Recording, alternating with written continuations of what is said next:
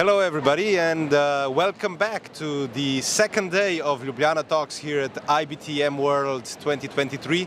And today, of course, with Gorazd, we are hosting a set of really interesting guests. The first today is Zsuzsa Szegner from Hungarian Convention Bureau. And Zsuzsa, thank you for being here, the first of the day. Thank you, Jan, and thank you, Gorazd, for the invitation. It's my great pleasure to be here with you. So tell us a little bit about what is happening in the world of the Hungarian Convention Bureau. Actually, it was a very morbid year for us because we took over the duties of the Convention Bureau like only 1 year ago. So now we wanted to concentrate on the better way of working, so taking advantage of the extensive research team of the Hungarian Tourism Agency and also take advantage of the local market experts we have on all the main source markets for Hungary. We could develop and make more effective way of promoting Budapest as a MICE destination. So now with the Budapest Convention Bureau integrated into Visit Hungary system, we can be more effective, we can dedicate only on sales, and all the side jobs and all the background and the back office duties are dealt with other employees of the Visit Hungary. So now I'm very proud because we have been to so many events and we have been so many fairs and so many workshops. So at the end, which really matters to the local stakeholders, we could spread out more than 250 leads already in this half of the year. Wow. So it's really important for Hungary that we are now building up a bid factory in Budapest Convention Bureau. So you're concentrating. You're going to be a bid manufacturing, basically. Yes, yes, this is our aim. Yes. So by putting together the city, the capital city of Budapest Convention Bureau and the Hungary Convention Bureau together, this is a new model for you. It's different than what it was before. Do you have membership as such? Actually, Hungarian Tourism Agency has a preferred partnership program. So basically, this is the basic for our cooperation with the local stakeholders, and this is a measurement also about who are the trusted suppliers on the market. So we can always be sure that whenever somebody indicates that, okay, I'm specialized in my segment on the US or the UK market, then we know if we met with somebody and when we forward the lead to the local suppliers, then we can make sure that we forward to an appropriate supplier, and we won't be, in a trouble, being transparent, but still in a knowledge and in a certain feeling, okay, we never recommend an untrustable partner from Hungary. So this is the system how we work. At the moment we don't have any partnership fee, but all the activities we invite partners to participate or join with us. There is certain fee they have to pay. Well, from my side, the question is why Budapest, of course, and I need to explain this a little bit more, deeper. I was several times now in Budapest in the last month, I would say, and I need to comment that Budapest is definitely, according to Meeting Experience Index, between 3 top destinations of Central Europe, together with, I would say, Prague, of course, Warsaw, and Budapest is also there. But how can you explain to somebody why Budapest? In the most simple way, I would say.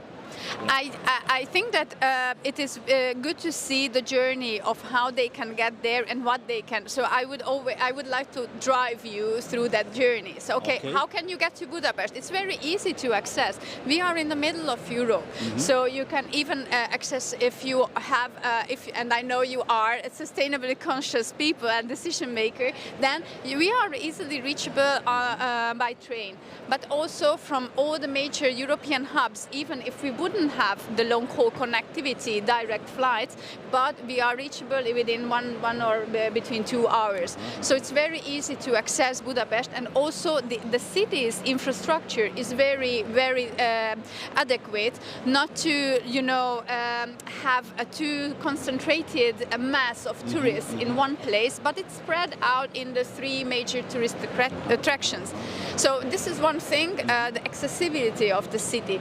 The other is, I would say, and it's very easy to say, the charm of the city. It is the beautiness of the buildings, is the hospitality and the kindness of the people in the street. I'm very proud that according to last research, almost 50% of local people, Budapest people, speak English. So if you would be lost in the streets, every second people could help you, and even the other half would help, in an interactive way to find you the way how to, and they are very helpful. So I think that this, together with our USP, which is the great food. So I mean, everybody confirmed, yes, checked. Yeah. Thank you. So actually, this is really important, because if you go there for business, then what you do, okay, you are very much focusing during the day on to deliver the biggest success for your company. But of course, you would like to enjoy and take advantage of the rest of the times being at a beautiful place, surrounded with nice people, with a nice atmosphere, a little bit of vivid, a vibrant touch, and also eat well and drink well, and we are very good at this. And also, it's the streets of Budapest, they are not abandoned. It's not crowded with mass, but you always find people in the bars, in the restaurants. So it's always a cozy atmosphere where you really feel, okay, I want to be part of it. I want to taste this food. I want to just stay here for a nice drink when I get the stream off. And as a USP for not any other European capital would have so much treasure underneath, like 80% of Hungarian territory is filled with thermal water, and they have curative effect. Of course, magic is not happening in one day. So you have to be patient and come back to Hungary as often and Budapest as often as you can. As I'm coming, actually. As you are. But also you have to sit in the water. I mean, it's really important to enjoy the positive effect of the water. It really helps, to get the stress out, meet with locals and with foreigners as well. So I think that the thermal water. I would add also the best set of hotels in this part of Europe. I would say in Budapest you will find everything from, I would say, A-class hotels to medium-size, medium-class hotels. So absolutely, I would say you are a capital regarding that. My next question, Zsuzsa, is about these big events coming to your city. You hosted European World Athletic Championship, several big events. Is there any strategy behind that on a level of tourist organization? How are you bidding for these big events? If you see that, yes, it makes a certain feeling, and you're okay. So if Budapest can host such a great event as the World Athletic Championship or the European final of football, then okay, they can do whatever I want. So the smaller scale, it's a safe. So it spreads the message that Budapest is full of professionals who can deliver the success for my meeting. They are safe because, okay, if all the best athletes of the world can manage their 2 weeks, and okay, my company also can do it. And if they have sufficient infrastructure to manage it, then okay, so everything is possible. So this is the strategy behind hosting these huge events. And thank you for, sorry to get back to the previous comment of yours with regards to the hotel facilities, but I want to emphasize how big improvement of hotel development has occurred during the COVID. So I think that there were many bad results of this pandemic, but if we look at the positive results in Budapest, definitely you will find the huge development also about accommodation. We have now new hotel brands such as the W, the Four Points by Sheraton, the St. Regis is going to open in soon, the Hard Rock opened just this year, so it's new brands are coming, and if you can recall all the brands I mentioned, they are from the upscale segment, which really shows that okay, investors also check that Budapest is demanded for the high-end and the MICE sector. So now we have the sufficient infrastructure, beautiful hotels, beautiful venues, also on venue side. For example, look at the music. Question, yeah. Yeah, sorry, sorry for being the spoiler your question. But actually, the music of the House of Music, for example, amazing venue designed by the Japanese architect Fujimoto, won all the available architect prizes on earth. It's a magical garden, I call this place. Yeah. It's a very nice say for that one. It's yes. There is so much going on in Budapest, Yes. of course, and but you know, in one way you represent also the entire Hungary. So, outside of Budapest, what would you emphasize as, let's say, the special places to go, or perhaps what should we, as a meetings industry, be on the lookout for outside of Budapest? Yes, thank you for the question, because actually it is very well said that we are also promoting the country itself. Although we understand that Budapest is the first step, it is the brand everybody knows from the country. But we are very proud that not only Budapest has a new Congress Center, but also Balaton, the biggest sweetwater lake, has it. That's a Siófok, or? Sorry? No, in Balatonfüred. Balatonfüred. Balatonfüred. So it's a northern shore of the lake.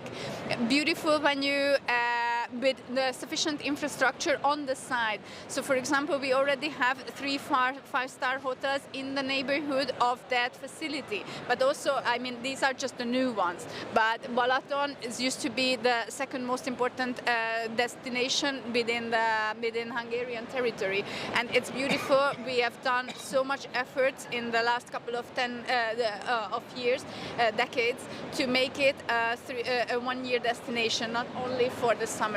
So now you have plenty of attractions, plenty of restaurants, cultural sites to prolong the season, and also it's very good for active tourism, and also I would recommend Balaton for events where sustainability has a bigger importance, Okay. I would say. Because Balaton, probably the international clients would be approaching it through Budapest. Yeah. That would be the easiest way to. So what are you doing in terms of sustainability? Yes. Because you touched on that, and Yes. it's a very big topic, and I think it's right. we talk about it. It's a huge topic, and it has urgency. We really feel it on our in our everyday life. I found a very big need among the stakeholders and in the Hungarian tourism industry, a need of coordinating the joint activities and to work together, because it's so much such a big noise around sustainability, and if each and every stakeholder of ours would dedicate one people or at least two employees to really understand the needs and the appropriate approach, it would be a complete waste of time. So, and don't forget that everybody, also in Hungary, we are suffering from lack of personnel, and this is one of the bad effects of the COVID. So now what we do is to coordinate the efforts. We are working together with an international consulting company who helps us to drive. So at the moment we are at the stage of making. We have done a research. So now we want to see what is the actual status of the industry in Hungary. So which is the point zero. and to draw the next steps for next year. So we also want to make an action plan. We Hungarians are very pragmatic people, so we need to see, okay, this is not only about fluffy things. We really want to do something, so an appropriate and a very exact action plan is needed. So now we are fine-tuning that. So we have done the workshop with the stakeholders last week, and we are going to present and sign the finalized action plan on the 12th of December. So it's going to happen in this year. We want to also help to stakeholders to find the most appropriate certifications adequate to their business scope. So I think that this help could be a real drive for them to improvement. So the time is running fast. I would say 1st of January means that European Union will ask the shareholders companies with more than 750 employees to report according to SRS standards. So basically, how will you address this, I would say, urgent situation?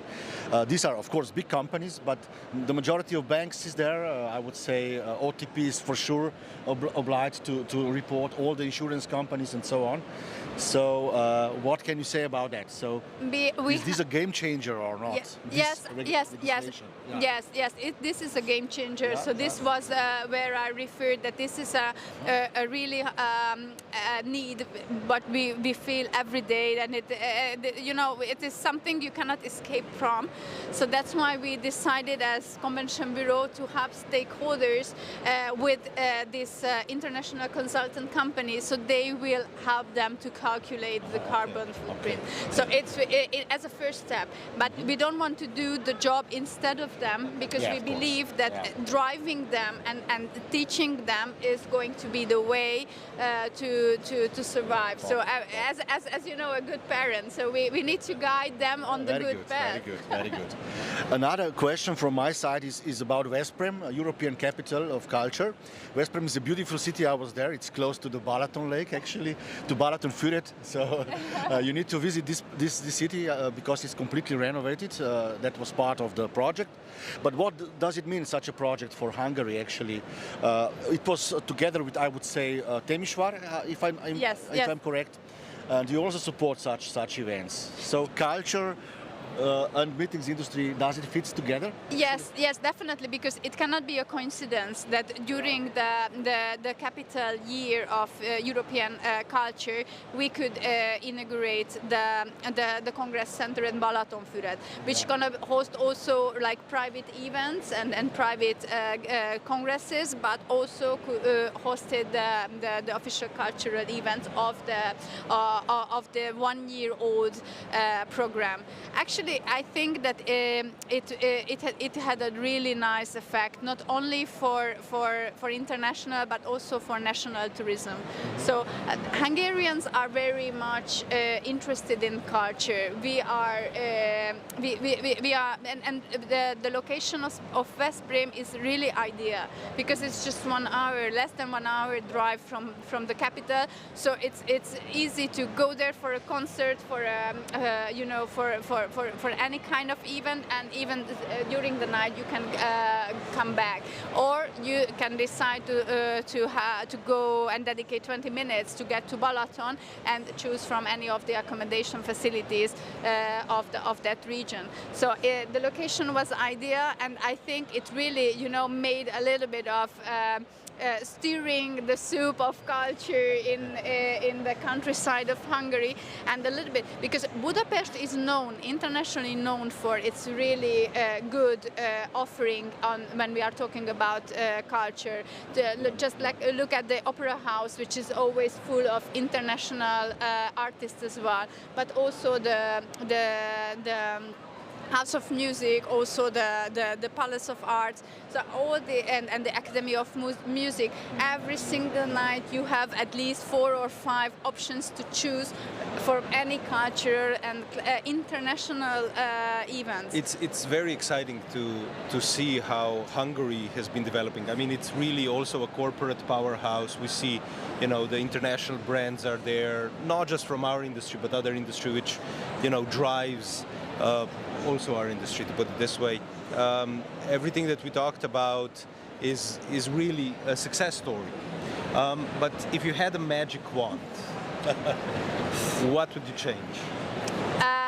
Wow, it's an interesting question. I think that being an urgency, but also because of my personal interest and personal feelings, I would name as on first position sustainability. So the approach of the industry has to change, and I mean, my job as coordinating this initiative would be much easier if they would understand, from the first step. So this is on one side, but on the other side, I truly believe that this is the real path, and we really should consider more on how we should use the resources more effectively and more consciously. So, like, sustainability would be my first to name, and I also would change a little bit on the community, on the local stakeholders, to be more, to accept more the different ideas, to be more open-minded,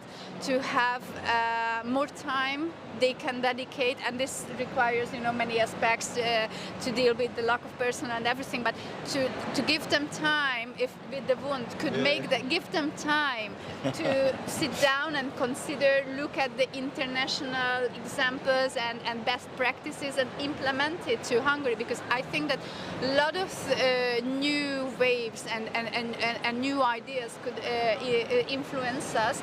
We just have to be open-minded and have the sufficient energy to implement it in the local market. This could drive us. Everybody could need time. Okay, I can give it my one to you time. Well, we could not escape the question about artificial intelligence, because this is the red line of all our talks this year, actually. So that was the buzzword. But what does it mean for you? Is this tool is this a tool or useful tool, or are we should be afraid of it? I totally obsessed of artificial intelligence. Okay. I think that we have to find appropriate way of utilizing. So we have to be always conscious of avoid or what kind of information do we share on open sources. But if we use it in an appropriate way, we can be much more effective, and it is one part of being more sustainable from my point of view. So I truly believe in the need of implementing and using and giving more trust to any kind of AI.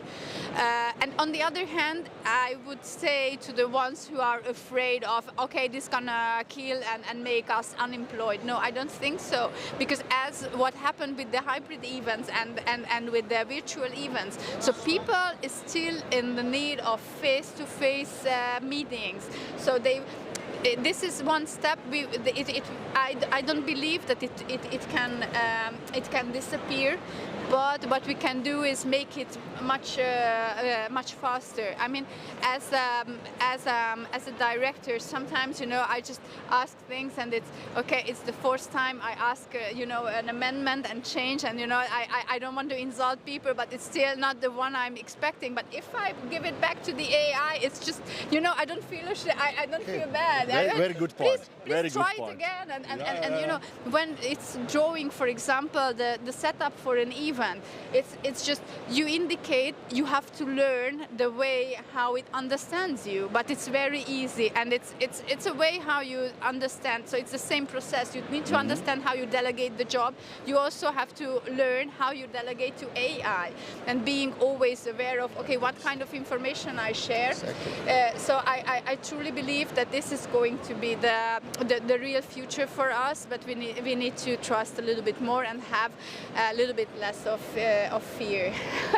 So with all this positive energy, where do you find inspiration for your creativity and to being so positive? I think it helps a lot that I'm traveling so much. So being, in different culture, and it's not only because inspires me every single conversation I have with different people, because everybody has a different point of view. So if you are open-minded and you listen to their point, it always inspires you.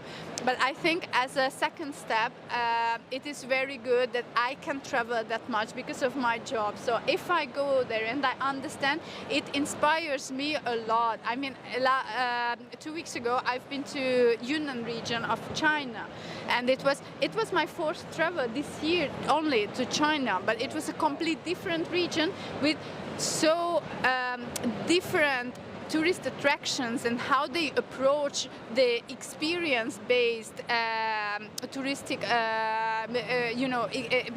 experience and attraction. It was just impressive. I won't tell you because I want to do it. I want to implement it in Hungary, so I don't tell you the China details. is a very big market for you. You're strategically working on that market right now. Yes.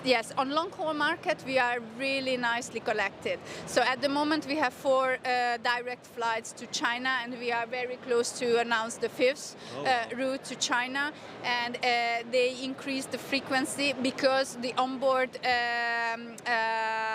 it's around 80% the occupancy. Wow. So it's really nice and it's booming for us. And what really matters is that before COVID, it was 1.6 the average length of stay from the Chinese market. Now it's more than 3 days. Wow. So we could multiply it. We could reach that they stay for longer, and it is also sustainable. I mean, they have to. How did you reach this? How did you prolong the stay?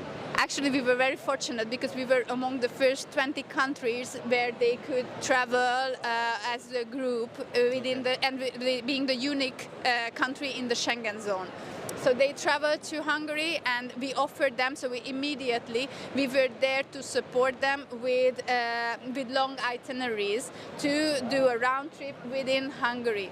And of course, it is not big masses who are doing, the 9 days Hungary tour, but still a lot of people are doing it. And we could reach that they changed the product, and instead of having, just 1 or maximum 2 overnights in the country, now they have 3 and they go to the countryside. And also it's not only our result, it also a result of the changed behavior of the Chinese tourists. That's what I wanted to ask, yeah. Do Yes. you see a change in Yes. how they travel? Yeah. Yes, they slowed down and they want to experience more. And this is very good because it fits very well in everything we want to deliver. So stay more, experience more, don't bother the locals, and have the entire environment to grow. We managed to do it again. We open up a part of a conversation again somewhere at the end of the 20-minute talk that really becomes interesting. So just a few really short questions and answers, because you said you're motivated by travel. Car or plane? Sorry, car or plane? Wow. Tough. Okay, I know I'm supposed to answer very fast. A plane, because then you can reach to further places. Okay. Have you heard about Conventa? Yeah. Yes, of course. So do you know what it is? Yes. Okay. Can you explain a little bit to our audience? What Conventa is? Yes. Conventa is a gateway for us to showcase in the region. So it's very nicely scheduled. So beginning of the year, I mean, please, it is the best season for it, so you shouldn't change it. It is the appropriate time, and to meet the local market, because all of us are fighting for in this Central European region. We are fighting for the German, we are fighting for the UK, we are fighting for the US market, but we shouldn't forget about the local market, because this brings at least 40% of the revenue. Exactly. So this is a very important gateway for us to showcase for the local market as well. Thanks a lot. And the last question, short one from my side, Facebook or TikTok? Facebook. Okay, can you explain why? Perhaps I'm a boomer, but I cannot understand TikTok, honestly, because it's too short for me. So I always want more. and it doesn't really explain me. It's just you know, I always feel after watching a TikTok video that okay, I'm not satisfied. I want more. I didn't understand so perhaps it's my fault, but I'm more fan of Facebook and LinkedIn. Thanks a lot for being our guest, amazing guest. Stay tuned. We are coming back at 11 o'clock. Thank you so much. Thank you.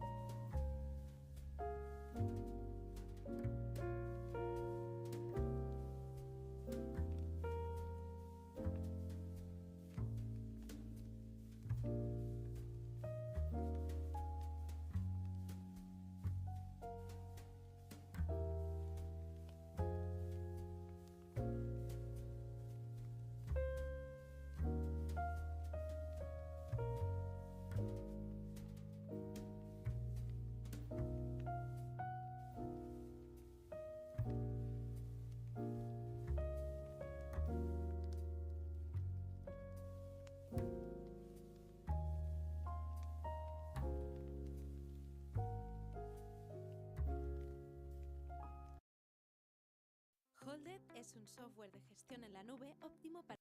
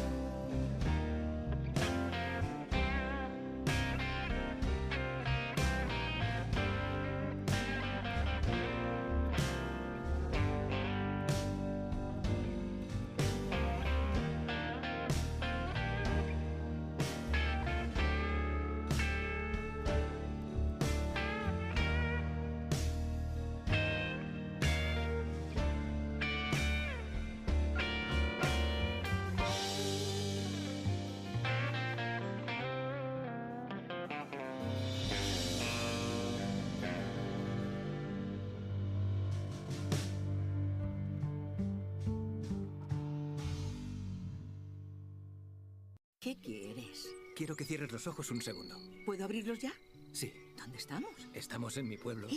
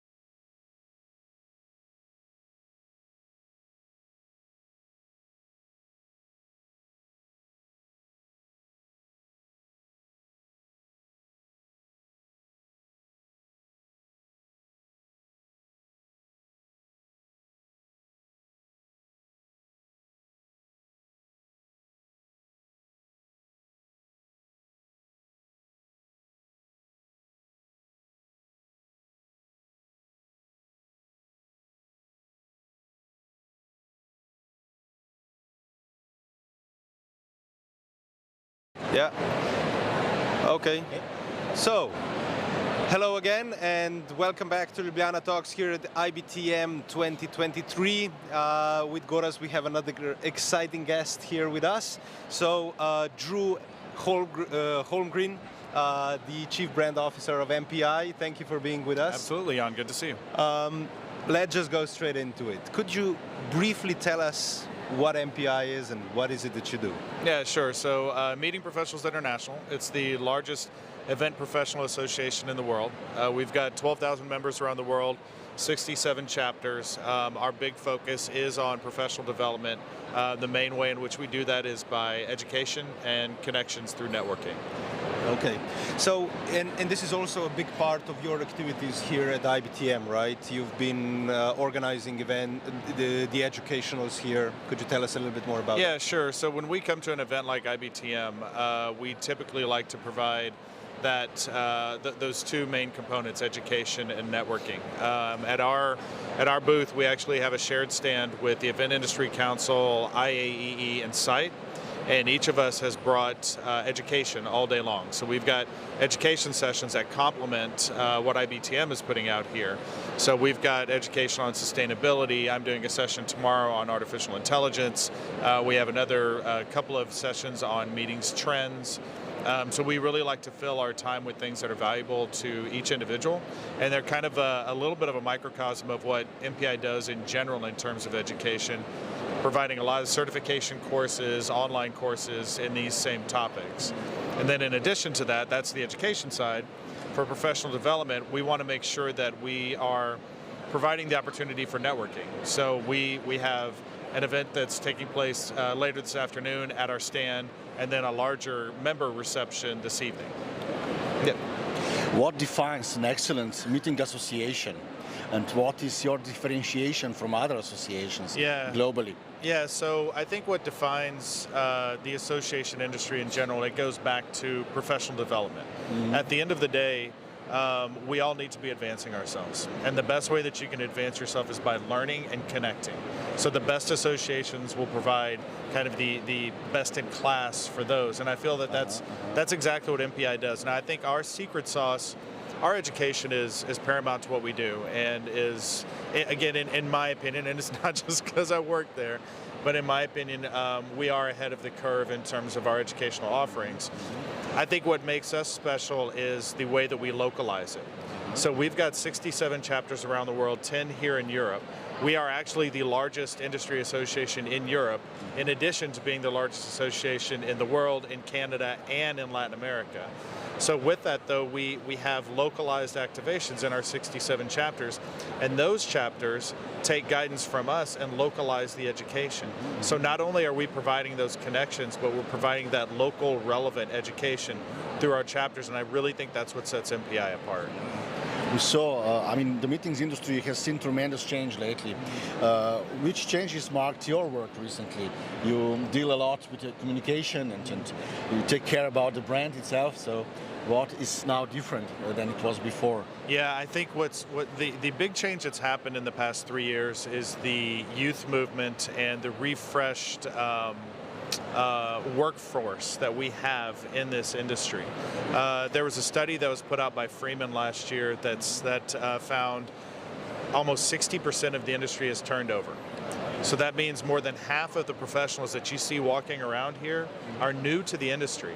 And when that happened, we got a injection of new people into the industry that are younger. So that average age dropped by 10 years.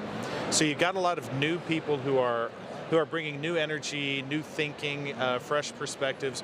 There's a significant youth movement taking place, and to be quite honest, this industry will benefit from that. And so as an association, it's our responsibility to take the education, to take the networking, and to connect these individuals, upskill them, teach them the fundamentals of this industry and kind of the advanced learnings of this industry so that they can be the next generation and push us forward. So you see that the industry has been rejuvenated in a way, which is great. I think we talked about this before, that we simply, we need new blood, to put it this way, because this shows you also that if young people come in, there's change, there's there's an interest in the industry. But how do you see the industry being changed with technology and the main elements of AI and ChatGPT? How do you see that coming into the industry now? Yeah, so there's always been human beings like to have everything for me, right? Like I want it now, I want it fast, I want it right just for me. Okay. One of the things that the event industry needs to continue to adapt and embrace is that customization and personalization of experience. Because I want, when I show up to an event, I want it to be customized to exactly what I want to learn and the people I want to connect with. We've had some good technology in the past, matchmaking and things like that that's really helped. The implementation of artificial intelligence is going to amplify that in a hugely significant way. We've got an event that we put on each year called World Education Congress, and we're partnering with CVent right now to take use of some of their AI technology so that, Jan, when you go to register for the event, your profile on our website will be recognized immediately. It will then pair you with education that we're doing at the event. We'll build your itinerary for you, which you can then go change. It will build your itinerary for you, and it will then identify other people who are attending WEC and say you need to meet with this person, with this person, with this person. So now it's taking the work out of it. It's customizing the event just for you. So it's making it's our kind of tagline for WEC is craft your experience. So we are literally crafting your experience directly for you. That's what AI is going to start bringing. So when you come to an event like IBTM, it's going to start telling you which stands you need to go to that are relevant to your profile and who you need to meet with. Okay. So do you see that there is a difference between, let's say, because you're a global association, right? So where would you say that in the topics that we briefly touched upon, or we will touch upon probably later on, but we all talk about artificial intelligence, the labor market, the sustainability. Where do you see the differences in different continents, different cultures?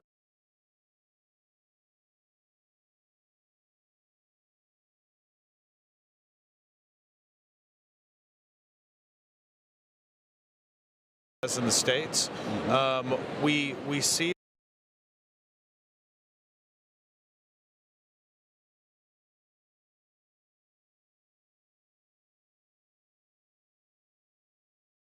really big need.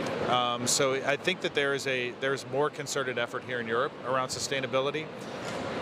I'm starting to experience this now, but my perception so far is that artificial intelligence is taking more of a prominence in the States than it is in Europe. It's not to say that one area is ahead versus the other, but I think that there seems to be more of a concerted effort in the technological advances going on in the States than I see in Europe. Again, I'm doing a session on it tomorrow, so I'll be interested to hear what kind of questions I get. But that's and I'm also doing a session at the National Coalition of Black Media Professionals next week on artificial intelligence, and when they asked me to come speak, that was what they wanted me to talk about. So I think we're just seeing more interest in trying to learn and become skilled in that advancement in the States than over here. But I would tell you that in the States, we are focused on sustainability, but we're not taking it far enough. And Europe is much more ahead of the curve than the States is right now. Very interesting point. But what about creativity? Will AI take over also that part of the human, I would say? No, yeah. So that's a big fear that everybody has, is that AI is going to take over. The reality is it is complementary, and that's a bit the whole name of the session that I do is Never Fear, AI is Here, because there's really nothing to fear about it. To be quite honest, on my end, I'm a brand marketer by trade. I've been doing it for 23 years. We'll call it that, so we'll round down from 25 to make me seem younger. But what I see my marketing team do and other people within the creative space is they're tapping into AI as an influencer, but not as the decision maker, right? So I've got a photographer friend of mine who has been trying to create the perfect picture in Times Square of a band marching during the Macy's Thanksgiving Day Parade while rain is coming down, okay? He's not been able to do this on his own, but he's been able to take composites of different pictures, then stitch them together using DALL-E through artificial intelligence. He just posted this picture on Instagram the other day. It's absolutely extraordinary, but here's the thing. AI cannot, from a visual perspective, still can't manipulate human faces quite well enough. So he has had to go in and then, you know, as a human, take this concept that he's been able to build, use AI to stitch it together, and then humanize it. And that's the piece that AI cannot do. It can complement us, it can supplement us, but it cannot humanize us.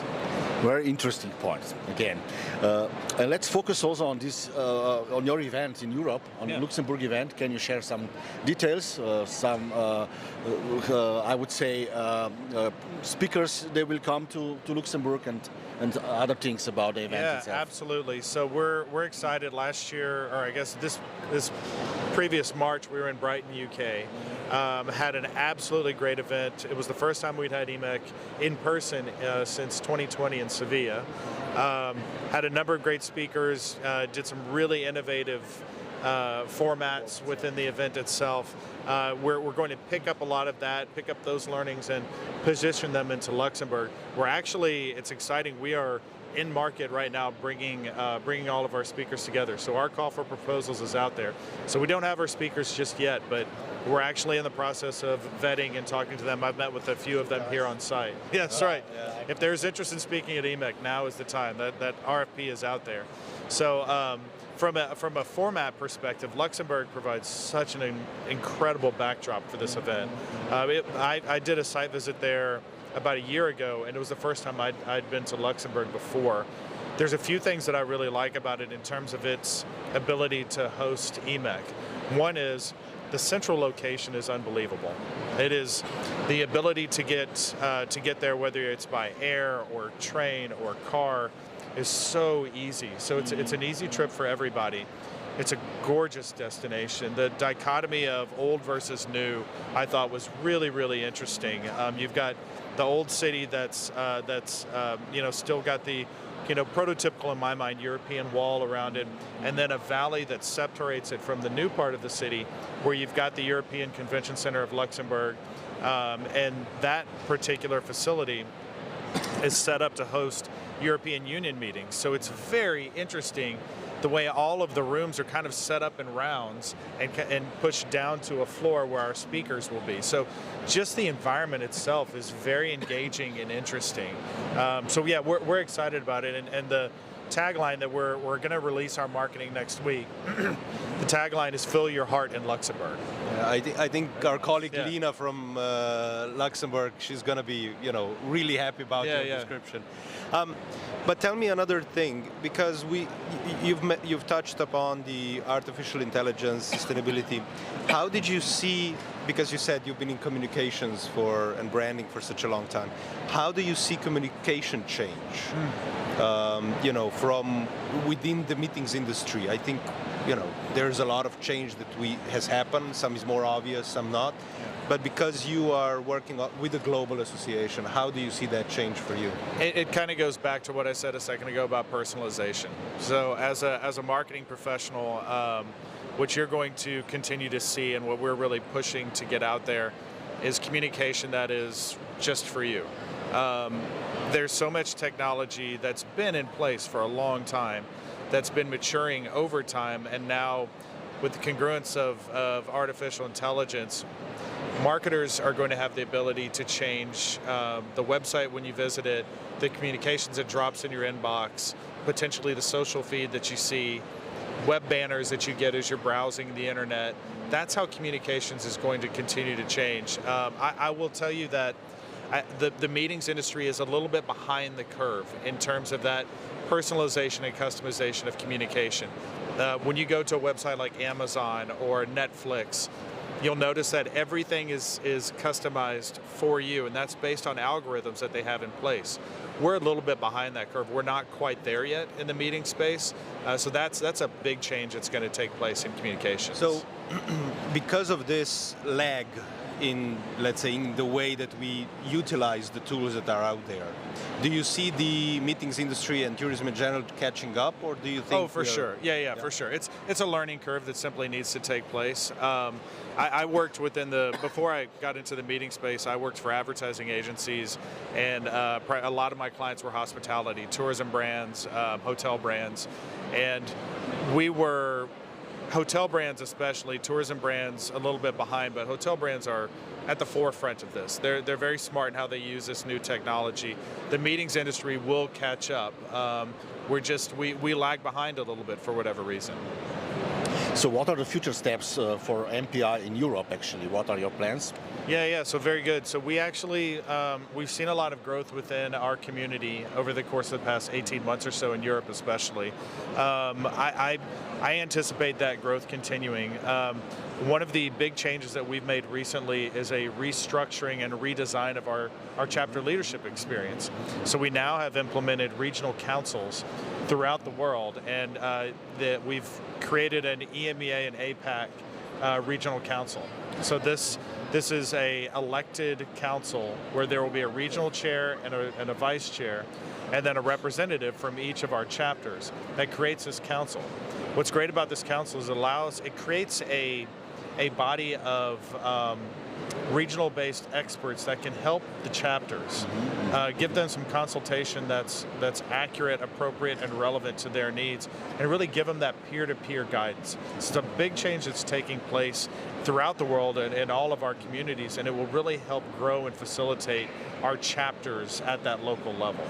There's some parts of Europe not covered by your chapters. Do you have any plan about that? Yeah, and so that's where these regional councils will really help facilitate growth, because they'll help identify different areas of Europe where there is opportunity, and not just Europe, but the Middle East and Africa and Asia.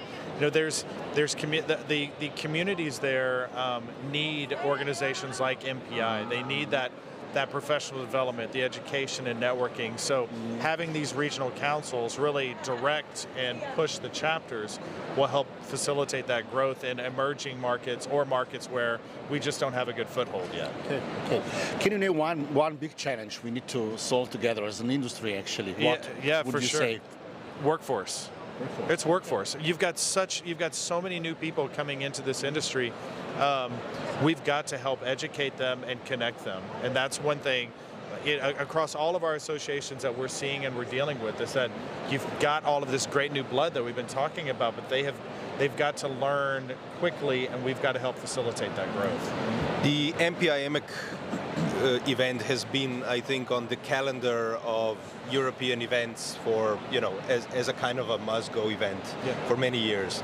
How do you see the industry change in regard that there's more and more events happening? We see, of course, some events are becoming bigger, more global, some are going into regionalization. How do you see this, and how does it fit into your strategy?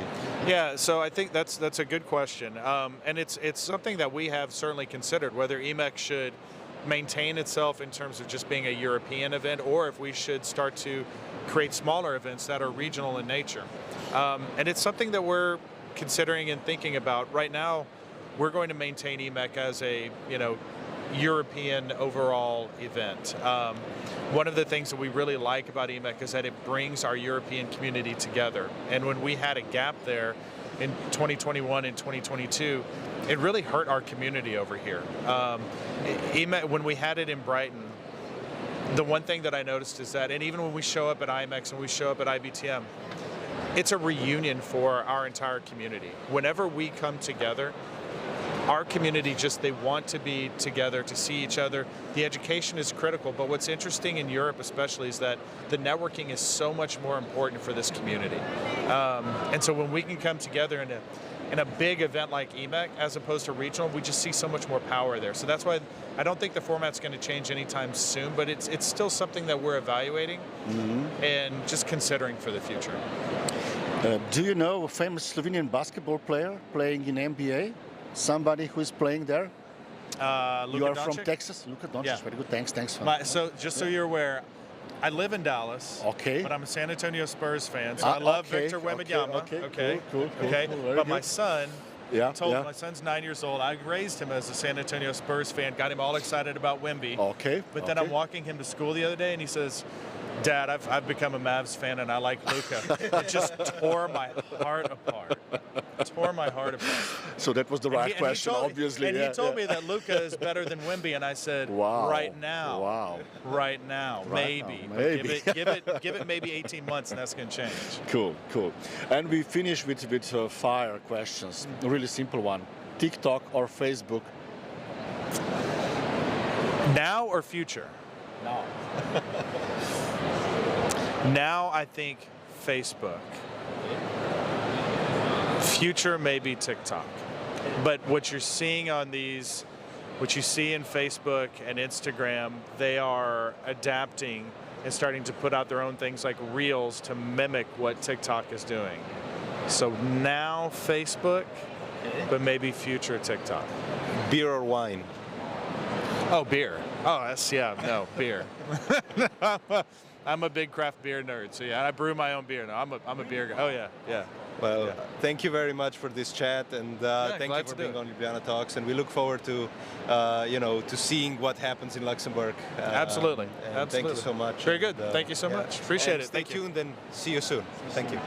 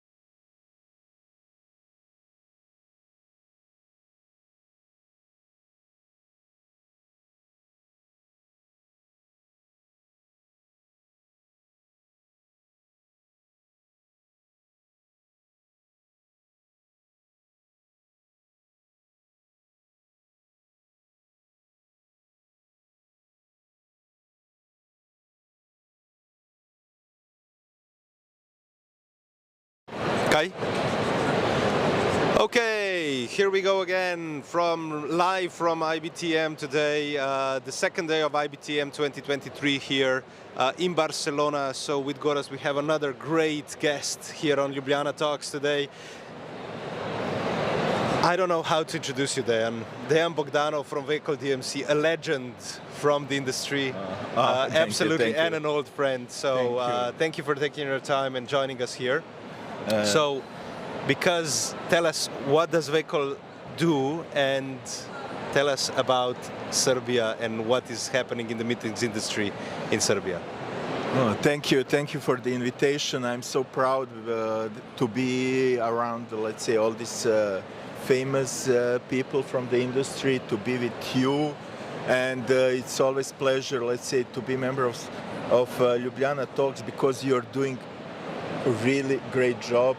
And for the meeting industry, you're doing great job for the region. You're doing great job for Serbia as well. And thank you for this promotion. Vekol working 25 years in Serbia, and 25 years we are trying to promote Serbia on the market as a new destination, as a destination which can provide experience, as a destination which is completely something new, and the destination which gives really high quality to the clients. That's the mission of Vekol, that's our family business. Actually, we are really trying to act as ambassadors of Serbia. So that's let's say shortly what we are doing. And like your job, we are trying to do our best to promote our destinations. That's something that... You are definitely ambassador of Serbia and region, that's for sure. But let's start with the fresh news. Yeah. Recently, Sava Center opened the doors, and you were there for sure, I'm sure. What can you say? What does it mean for Serbia and for Belgrade especially? Actually, Sava Center, I'm so happy and I'm proud, because I was member of, let's say, that team who participated on the welcome dinner in the Sava Center, who opened, actually Sava Center opened their doors for the first conference on my birthday. So I can tell that, yes, let's say I celebrated my 50th birthday, and the Sava Center is one of the best gifts for my birthday. Very nice. Yeah, with really good friends in Sava Center, they have a really great team there. And the Sava Center becomes a regional hub, and with these capacities, with 4,000 seats, with the biggest conference hall, it helps us to bring more guests to Serbia. It helps us to bring more guests to the region. And actually, this is just beginning of collaboration between all of us. And by these convention capacities, Belgrade coming back to the map of the conferences, and especially now when we are let's say, host of Expo 2027, that will help us a lot. Yeah, it's a very big news about the Expo. I mean, there's a lot going on in Serbia right now, from development, infrastructure development, new hotels opening, of course the renovation of Sava Center. It means a lot for the entire region. How does your role as Vekol DMC, how does a creative DMC agency fit into all this? Where do you see yourself? Actually, DMC on every market is someone who connects all this infrastructure.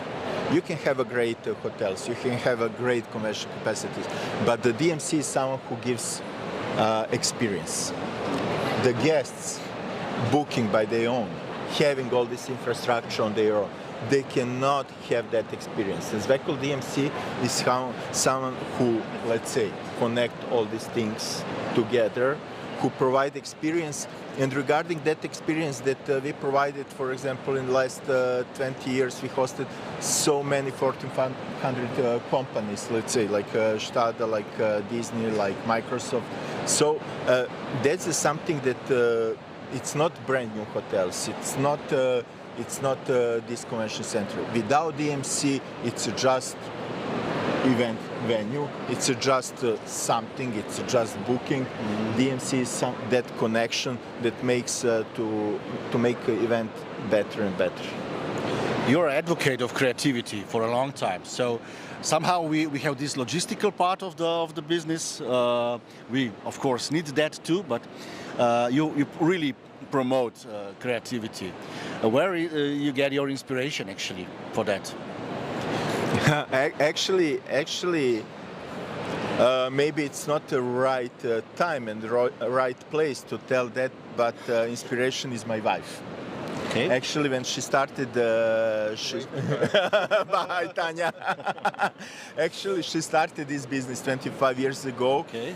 and she's doing her business with lots of passion, with lots of emotion. She wants to change the thing. She wants to change the image. She wants to change the people who are working in Vekol. And what I like, and that's the now thing that we all of Vekol team doing. If we don't like event, we will not work it. If we don't love how it will looks like, we will not work it. So that her passion. That freedom is really, I would say, brave. But that's. You know, when but there are more and more people who recognize that. You know, now it's everyone speaks about the technology, but without that emotion, without that passion, and without that creativity, you cannot do anything. Totally agree. And you know that the best. I know, I know. And here we come to actually experiences. So what defines a great experience? What would you say? What is for you personally? You already answered this, but if you can elaborate a little bit more, what is a great experience in this business?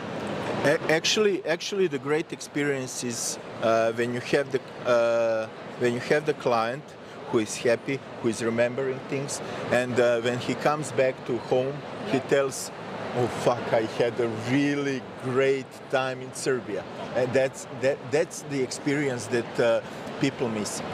They want the experiences. For example, when I come here, when I see these smiling faces, when I see this hosting atmosphere, nice atmosphere, when I feel like at home. Because now in the world, let's say the people working a lot, they don't have these emotions. They're more alone. And when they come to some event, when they feel like at home, when they feel welcome, that's the experience that we are providing to them. I think in a way you already answered my question, but I still want to ask you, because I know you did a very big promotion of creating a digital DMC service. So is that still alive? Is it still being, offered? And is there a market for virtual events and hybrid events? Actually, this is a support, especially, for example, when you have a big conferences, hybrid events is something that to bring more people. For example, if you have a huge conference, you always have some, for example, that can help for the international companies if they have clients, for example, in some not developed countries. Maybe they will not have money to travel, but by hybrid events, you can support them. You can give them a chance to see, to watch, to students or someone else. But now events needs more and more emotions. They need more and more attractions, because we also have a young generation who is, let's say, TikTok generation, Instagram generation. They need fast information.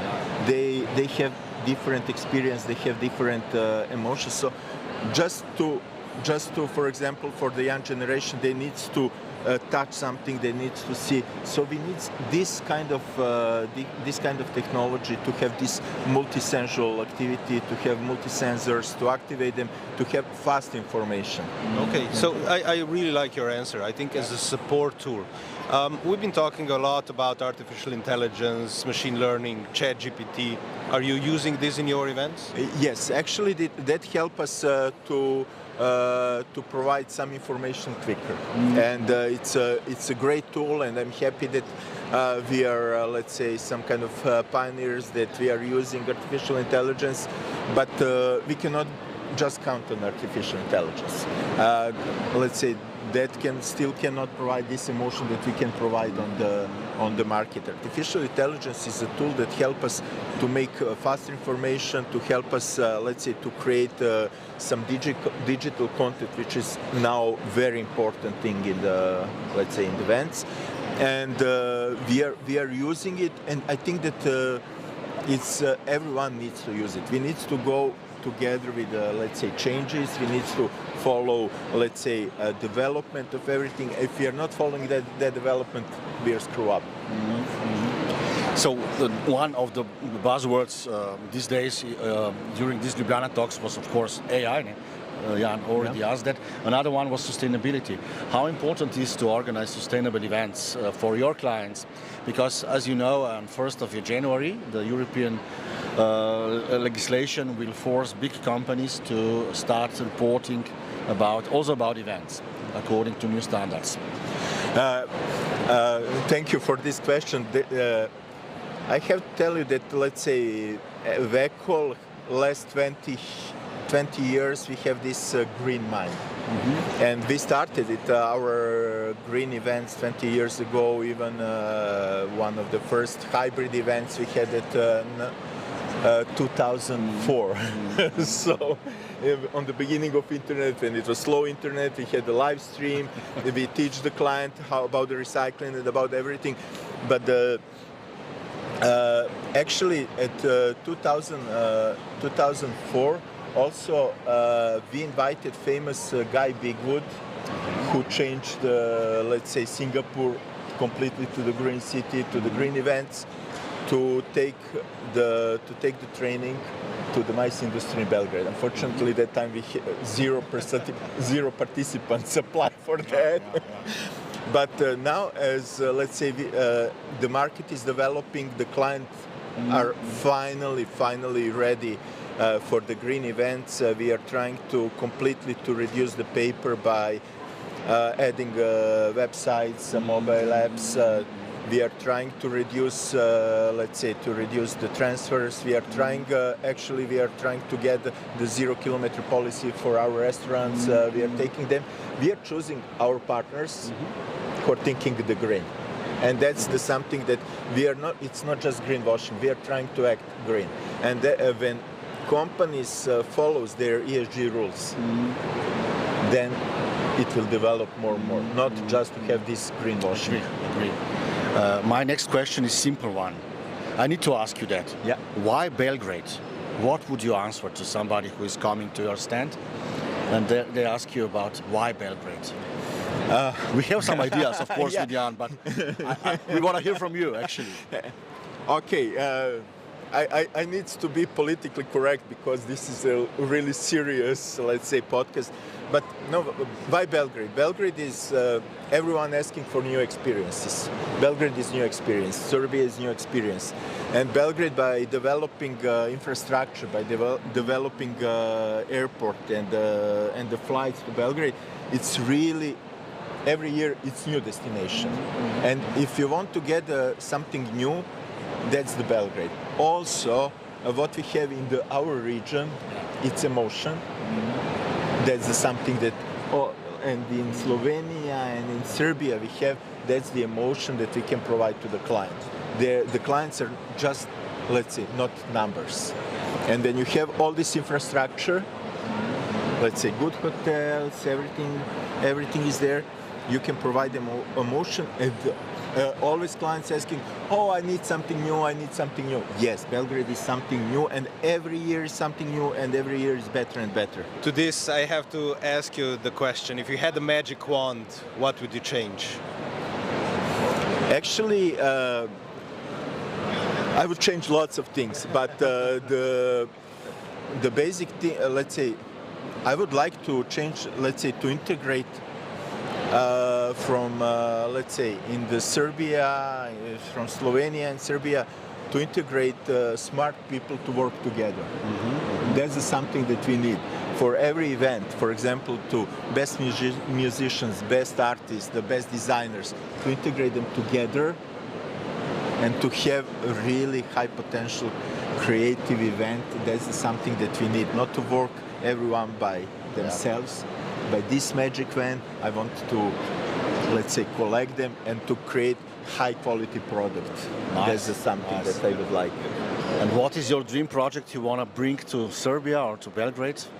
What would you say, actually? Actually, let's say, every day let's say every my event is a dream project. As I told you, we like to do it. I cannot, let's say, I cannot split the customers and let's say partners, but as I told, we are working with many really good companies. For example, yesterday we had the Real Madrid. Yeah. I'm so proud to host the Real Madrid. We have lots of, for example, the Stada Pharma company always give us the open hands to, let's say, to create nice events. So I just, let's say, every event when they allow us to make creative, to make something new, it's for us, it's a dream event. We are coming slowly to the end, and we usually finish with a question about Conventa. Yeah. Do you know the slogan of Conventa? Which one? Do you change it? No, very good. That was a diplomatic. Explore, meet, create. Yes. Okay. Explore, meet, create. So we are, let's say. But I have to tell, it's not because I'm here. The Conventa is really fantastic show, and you're doing fantastic business. You're collecting great hosted buyers. You're collecting great exhibitors, and your Conventa bar is something that changed the market. And also that not really you're changing complete the industry and view about the region. That's something.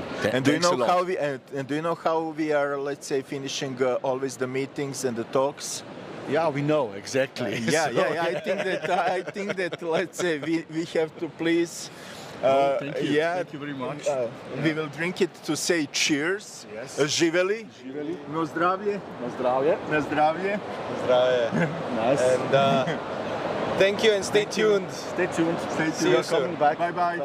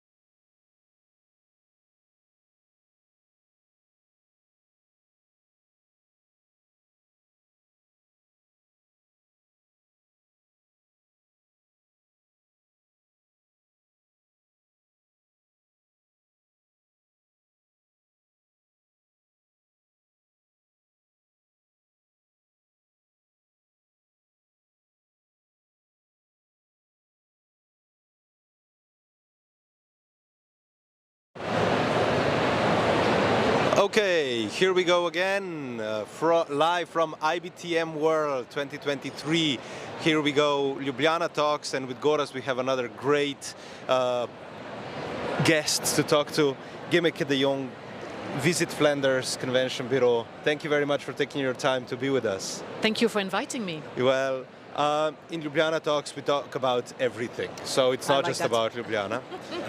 But tell us, Visit Flanders in general, I think, is a convention bureau that we all look what you're doing. You're doing incredible stuff.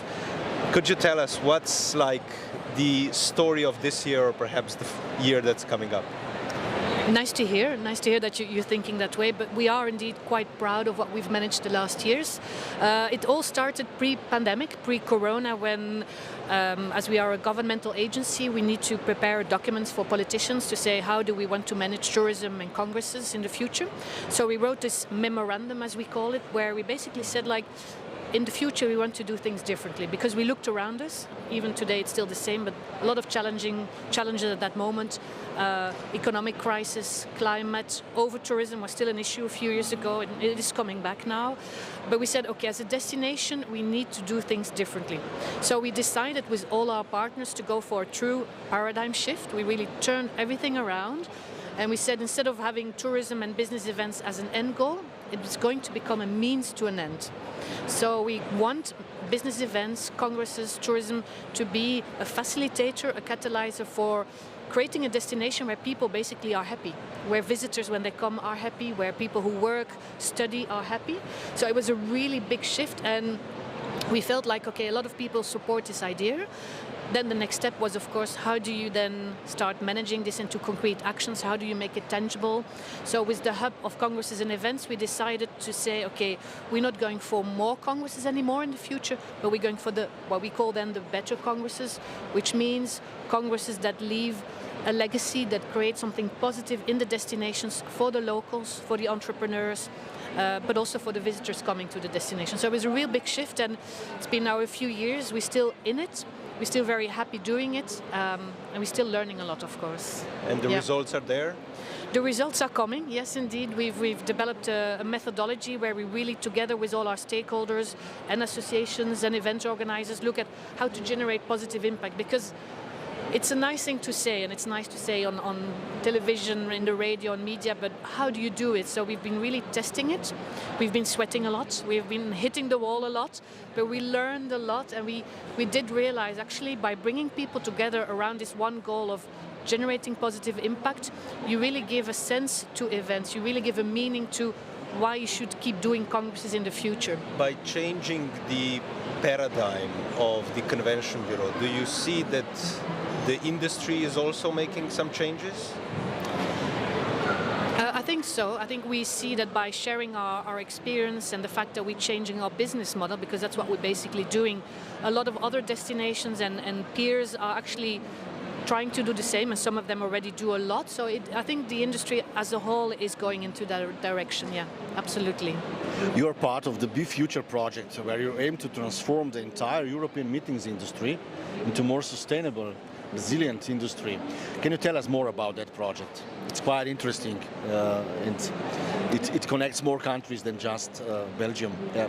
Absolutely. You know, we're very happy to be part of the Be Future project, so BE standing for Business Events Future. It was initiated by our colleagues from the Catalonian Convention Bureau, who got this crazy idea to think about a future for our industry. So we are about 8 partners from 6 different European countries, and for the next 30 months, so till April 26, we are going to work together on developing new scenarios for a better future for the meetings industry. So we're really going to look at what are the challenges today, what are the possible solutions, and how can we create the solutions in the future. And the main pillars are indeed, as you say, sustainability. We have to look at sustainability, but we're also looking at digitalization, innovation. So it's those two, which are very much also, you know, looking at the Green Deal, are the main pillars. And the interesting thing is that we also doing workshops with experts in the industry, but also people from outside the industry. Because let's be honest, you have industries outside ours which are quite innovative, sometimes more innovative than we are. So we need those insights, we need those ideas. So we had a couple of days ago here in Barcelona, we had this workshop And we worked around 4 scenarios, which all of them were very extreme. So one of them was all 100% virtual meetings in 2035, and the other extreme was everything local again, you know, going back to kind of 20 years' time. And so we showed these scenarios to the audience, and we had a lot of emotional reactions. People going, wow, no, we never ever want to go to this virtual world, but we don't want to go back to the local either, where it's all about just being here and not traveling and not being opening and our borders. So of course, the exercise is to look at what's kind of uniting both extremes and where from there we can build. So it's a great project. We have a lot of things planned, events, trainings the coming years. Also an acceleration program where we're actually giving support, financial support to 80 SMEs in those 6 member countries to develop new ideas, develop innovation, products even for our industry to make it more resilient in the future. Yeah. And what would you say? Is European meetings industry still leading worldwide, or we are losing our pace, I would say? That's a difficult question, to be honest. I'm not sure if I can really answer that. I think we have to stay competitive as a region in the world. But as you know, the core of our business is very much also about international relations. So we do need to work very closely with other continents, other regions in the world. So it's only in our own benefit if everybody is aligning, if everybody is becoming more sustainable, more digital. So it's not a matter of us being better, I think. It's more about how we can really work better together. Yeah. Yesterday we had some really interesting conversation on this topic. You know, we went everything from the point of view that virtual and hybrid is basically dead. We've done this so many times now. How we're all gonna, you know, meeting industry is dying because of some new technology. I guess we know that this is not happening. And then to the other really good point, which is basically how technology can facilitate and help and is a tool. How do you see the application of technology, ChatGPTs, machine learning into what you're doing as Visit Flanders? I think we decided that we do need to embrace the digitalization of our society, as you say. I think it's a matter of seeing the benefits of it and using it, integrating it. At this stage, we're still very much learning, so there is a lot of capacity building to do, training to do about what does AI exactly mean, what are the consequences or the advantages for our industry, what's ChatGPT. So I think we really feel that we need to grow in those fields, but we cannot ignore them. As you say, they're part of our industry. There will be even more in the future. If you look at the youngsters today, even young children, virtual for them, it's part of their world. They are online all the time, and it's not negative to them. So, and there will be our clients in the future. There will be our colleagues in the future. So we do need to be more open. But it also means that we need to be learning a lot still today, and it's challenging sometimes. Do you see that this will cause also communications change, the way that we, I don't know, bid for events, the way we create the experiences and so forth? I think it will. I think the digitalization or digital tools, AI, big data will definitely change the way we organize events. The experience in itself will become different. The communication around will be different. But I do think if we use it smart, we can maybe capture more the intellectual knowledge and sharing that's happening at events. We could maybe make sure that communities stay longer in contact after an event. So we could really, turn it around and not just using it in the marketing as we usually do, but really keep using it all through the process. Let's open the topic of sustainability. You walk as you talk. You came to Barcelona with train, which was, I assume, very romantic way of traveling to Barcelona and very friendly to environment. But how good we are as industry in this walking and talking about sustainability? I think we're definitely trying to do the walk the talk thing as an industry. There's a lot happening. There are a lot of great initiatives, and I think we need to keep encouraging them as well. But one of the main issues we have as an industry is that we're very carbon heavy, CO2 heavy, because of the transport aspect in our business. when you look at traveling, it's about 80% of the carbon emission linked to what we do. So only that part, how to change that and turn it down or reduce it, is a challenge. So I think again it's step by step going there, and the nice thing about taking the train and also telling people is that you get a lot of positive reactions, and people go, oh, so actually you managed to do that and you're still alive and you had a good time and blah blah blah. Maybe next year we'll do the same, and so I think we do have to stay patient when it comes down to sustainability. I wish we could go faster, and we will at some point need to maybe go faster. I always say, like, imagine that the European Commission or governments tell us, like, let's halve the number of events you have per year in your country. What do you do as a government? What do you do as a convention bureau? It becomes a very big challenge. But so, yes, I think we need to push forward. It's a very good point, but I have to say that I was stuck at Frankfurt airport inside of a plane for 3 hours waiting for it to move, and then it took me like 6 hours to get to Barcelona when we were already boarding, since we boarded. How long did it take you to get here? What do you think? I would assume about the same. I left Brussels, and so I did Brussels one stop and then Barcelona. It took me 9 hours. And it's very comfortable traveling, you know, those fast trains. You have a coffee, you walk around, you work a lot, you sleep a little. So it's a different experience. I think, you know, taking a plane, I find it always a bit more, you know, it's a bit more running around. You have less space in the plane. You should really look at one day in the train is one day at work. You have time to work, to phone, but it's a mindset, I think, you have to go through, yeah. Well, if you had a magic event, what would you change in the world of events? Or another question is, if everything goes to metaverse, what will you take to the metaverse with you? I think people. I think at the end of the day, it's really about the connections we make. You know, having the chat with you here today is again a great experience, and I'll take a lot away from it. But we could have done it in the metaverse, and maybe one day we will. And then we might meet later in a real restaurant to have a dinner. So again, I'm very positive, you know, in general, and I really want to go for that positive side in things.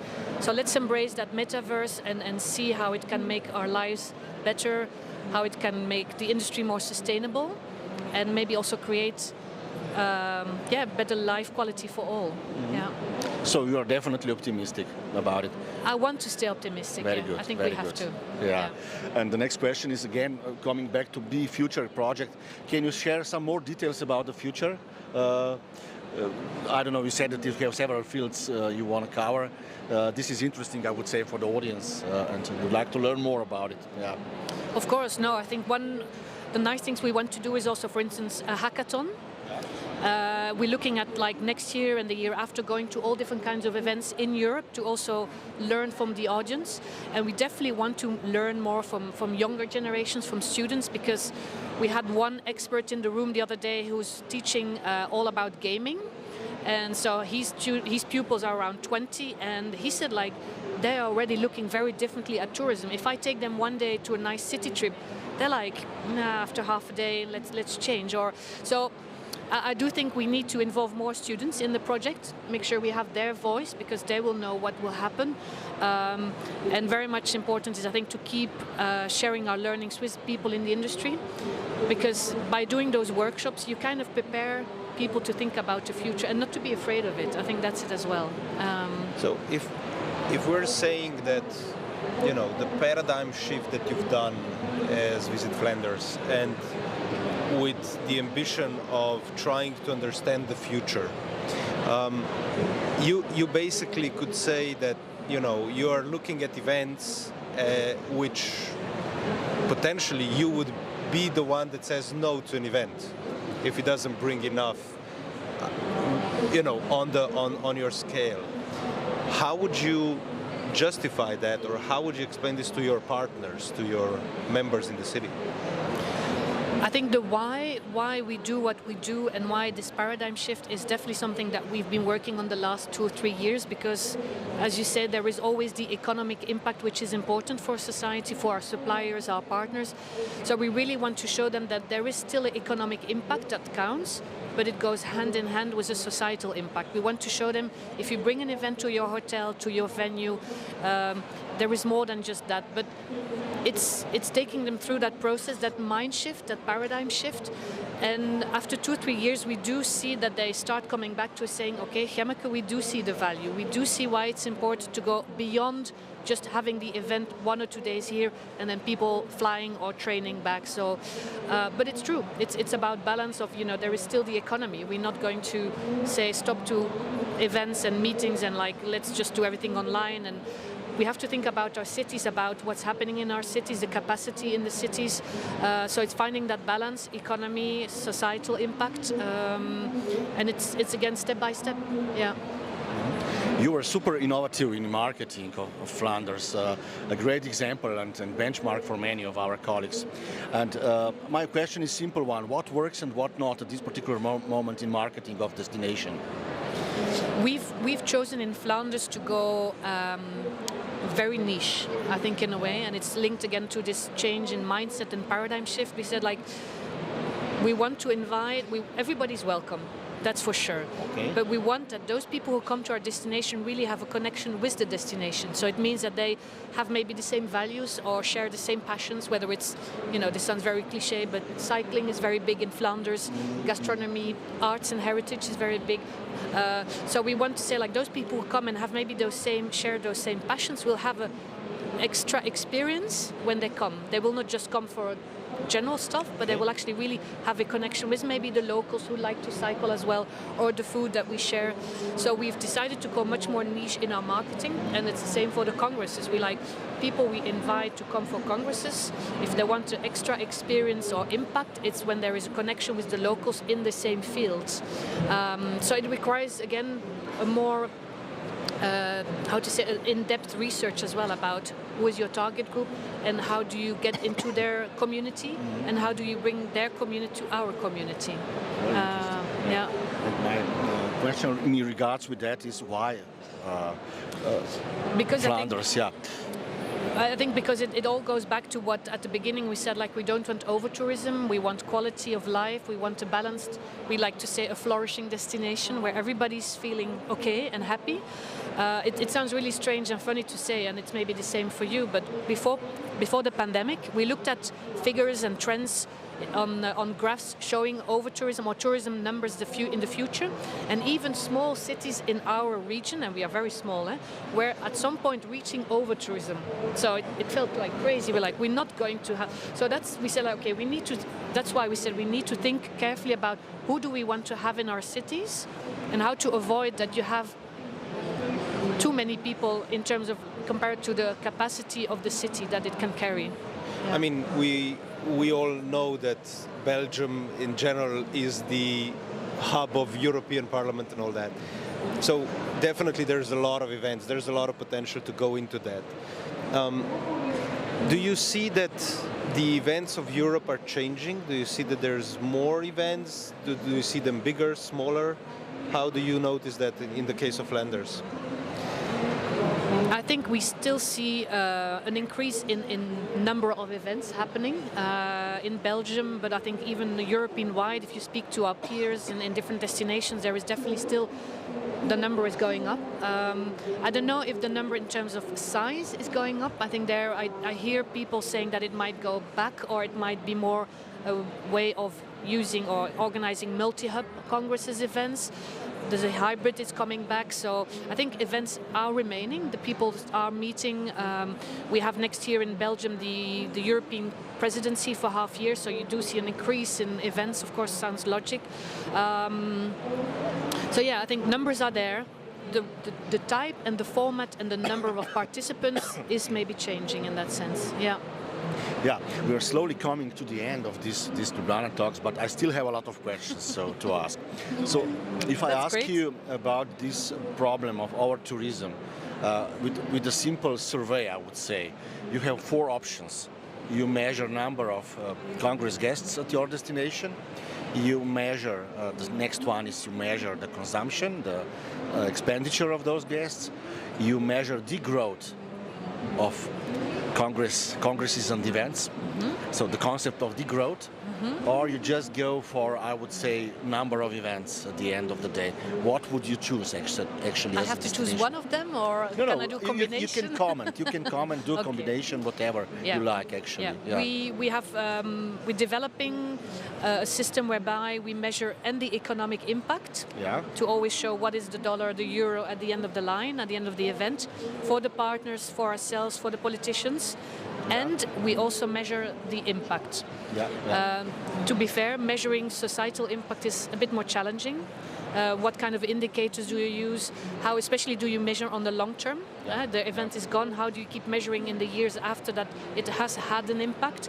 But that's really our end goal, our main goal for the next years is to say every event coming to Flanders, we want to measure those two main elements, economic and societal or political or whatever impact you want to generate with the Congress.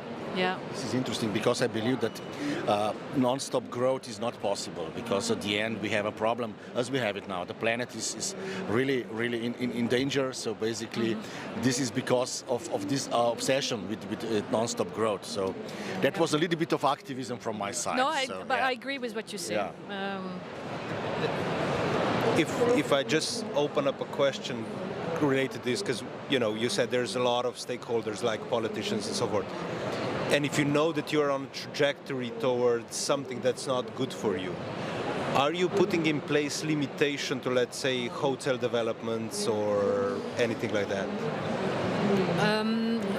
Limitations, I don't think we can say it limitations, but we are trying to have a set of criteria in advance that is analyzing the total impact of an investment. So indeed, if there's a new hotel, a new Congress venue, and it's really going back to the general strategy for the region, what do we want to achieve together with our cities, because we're working on a regional level closely with our cities. So it is trying to think on the long term, because of course you have still investors coming in and saying we want a new hotel, and the more hotels you need a bigger Congress center, and you know how it goes. So it is trying to respect the balance again of what the destination can carry, but it's a continuous effort. I think it's never finished. Even if we have this new vision, Travel to Tomorrow, a paradigm shift, of which we're very proud, we do need to keep telling politicians, local partners about it, why it's so important. And we have, as I said, elections next year in Belgium. We are preparing our memorandum, which is our political document to the next minister, hopefully for him or her to say, okay, how do we continue to develop tourism and business events in Flanders in a balanced manner, in a way. So I think we opened up so many questions, so many topics, so fresh. Too many. One more, you cannot end. Who is your biggest competitor?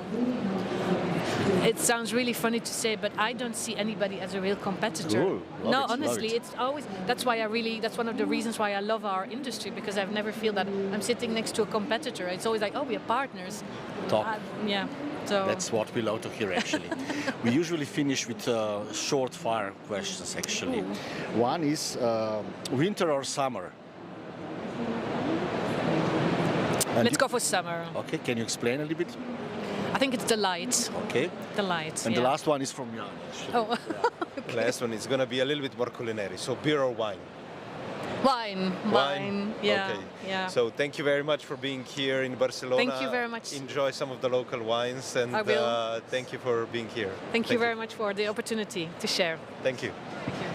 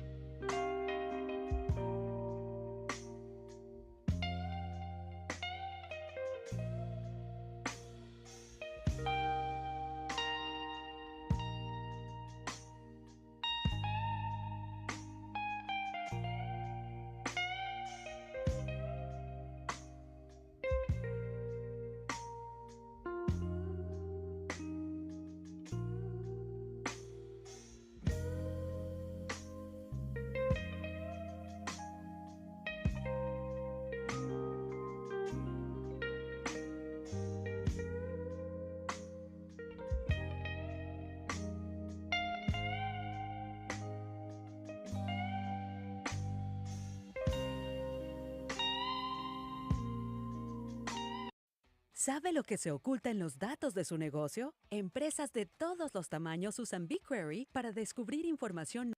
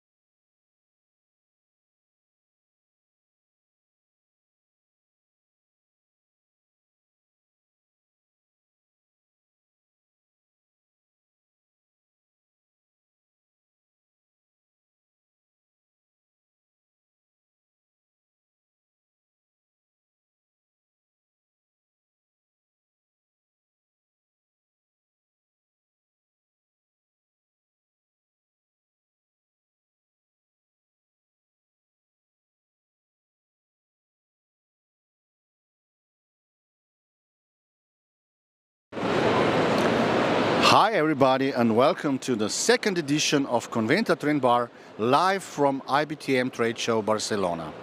This will be a different way of doing Conventa Trend Bar, and it will be a green pub quiz which I will do in the following 20 minutes, and I will try to explain why sustainability really matters to all of us organizing Conventa. So if you want to test your knowledge, please follow me in the next 20 minutes. My first question of this Green Pub quiz is: what does the term ESG mean for event organizers? The four options available are standard, recommendation for companies, certificate and eco-label, or a catchy abbreviation. So we are using ESG really heavily in the last few months because the new legislation of European Union is a real game changer. From 1st of January, all the companies, shareholder companies with more than 750 employees will need to report according to ASRS standard. That is also the reason that we are using a lot this term, this abbreviation ESG. But what does it mean actually? It means, in other words, E, how a company or event organizer acts towards the environment, S, how a company or event organizer behaves towards people, and G, how a company is managed, or in other words, governance. So basically, ESG is not a standard, as many of you believes. It's a recommendation and guidelines and principles. These are guidelines and principles for companies how to make your transition towards more sustainable future. And ESG is based on several standards, which are real standards like ISO, GRI, SRS, and some others. So ESG is simply a projection of green principles into the business and also into the event organization. The next question is, which aspects of the meetings industry do you find most important? We have 4 options: direct effects and expenditure, then indirect effects and expenditure, multiplicative effects, and regenerative effects.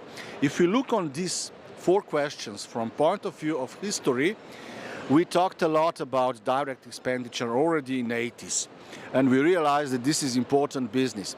And the reason behind this business was explained deeply through direct expenditures. Later in the 90s, we also talked a lot about indirect expenditures, so all the suppliers in our supply chain.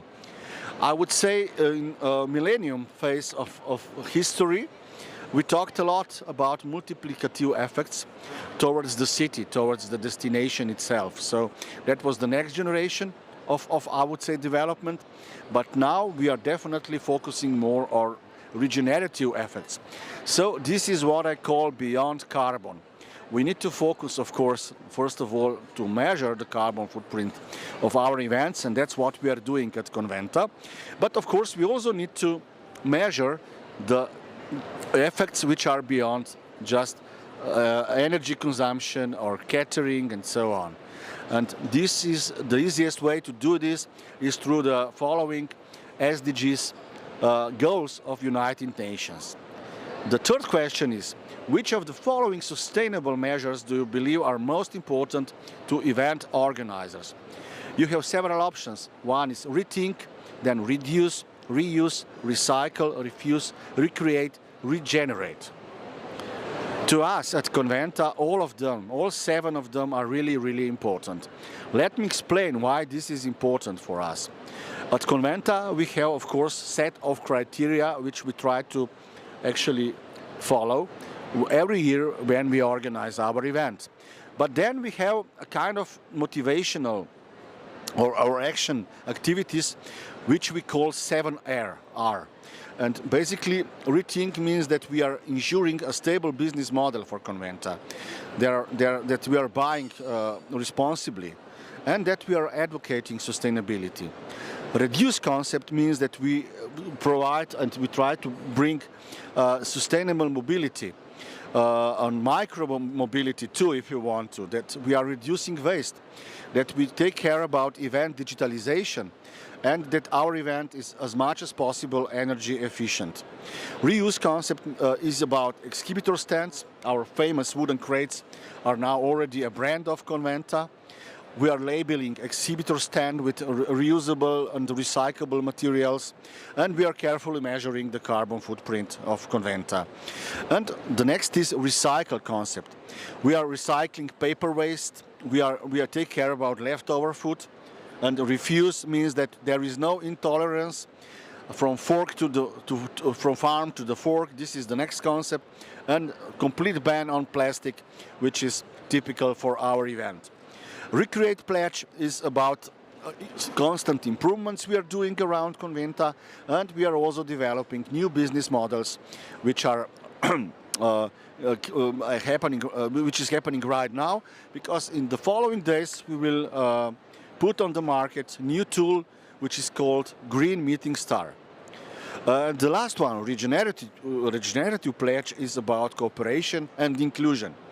So we provide a lot of data free of charge and free to everybody who is interested in that, just to make sure that people start to make changes regarding the sustainable improvements and organization of event. And we also respect values and opinions of others. So this is so-called Conventa 7R model. And yeah, all R's are really important to us, all of them. The next question is, which material used for exhibitor stands generates the most carbon footprint? Since we are at IBTM, one of the biggest, I would say, exhibitions and trade shows of our industry, this is an important question. The options are virgin aluminium, plywood, hardwood, drywall, or tempered glass. Once again, I will repeat the question. Which material used for exhibitor stands generates the most carbon footprint? Virgin aluminium, plywood, hardwood, drywall, tempered glass. So the result is a really simple one. If we measure this by unit, which is 1 kilogram of carbon footprint per kilogram of material, the best is hardwood and the worst is virgin aluminium. Virgin aluminium means 12.36 kilograms and hardwood just 0.31 kilograms of carbon footprint per kilogram of material. The next question is about the terms we are using easily in our industry, not knowing exactly what is the meaning of those words. So, what do you believe is the correct term of carbon neutral events? It's net zero, carbon neutral, carbon zero, or carbon negative. So this all sounds quite similar, but there are quite big differences, and let me explain to you why this matters. So, when we use certain phrases in sustainability, we need to know the meaning of those phrases. So, for example, carbon neutral means exactly this. If we remove the same amount of carbon emissions as the amount produced, this is carbon neutral. Net zero means that we remove the same amount of GHG emissions as the amount produced. GHG is a standard for measuring, international standard for measuring carbon footprint. Carbon zero means that if you use alternative energy sources from which no carbon is emitted. And carbon negative is what Microsoft is doing heavily in the last few years. So a company has a negative carbon emissions and positively impacts the climate. So this is what Microsoft is trying to do. The next question is about food, which is also part of this big trade show today. And the question is, which food is responsible for the most emissions per 1,000 kilocalories? And the options are rice, apple, beef, bananas, lamb, tomato, poultry, and pork. And as you probably know and assume, the beef is the biggest problem in catering at events. Generally, animal-sourced food has a much higher carbon footprint than plant-based food. Beef is, of course, the most problematic, and it is responsible for 36.44 kilograms of carbon footprint emissions per 1,000 kilocalories. On the other side of the desk, we have apples. So apples just produce 0.90 kilograms per 1,000 calories. So guys, one apple per day brings healthy to you. That's how we say this in Slovenian language. And it's also good for environment, especially if you use or eat apples from your local environment. The next question is, what should be the carbon footprint of individual to minimize the consequences of climate change by 2050? So, is it this 8.40 tons of carbon footprint per person? 6.62 tons? This is yearly, of course.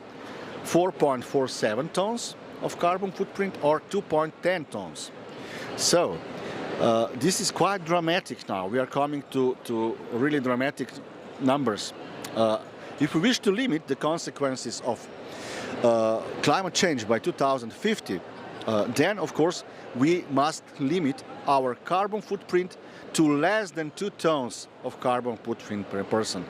The reality in Slovenia is that we have a carbon footprint 8.40 in Slovenia. In European Union, the average is 8.20, and the global carbon footprint average of it is 4.47 tons on a global scale. Just to give you an example, if you replace driving by car by opting for sustainable modes of mobility, you will save 1.75 tons of carbon footprint per year. Just a short break.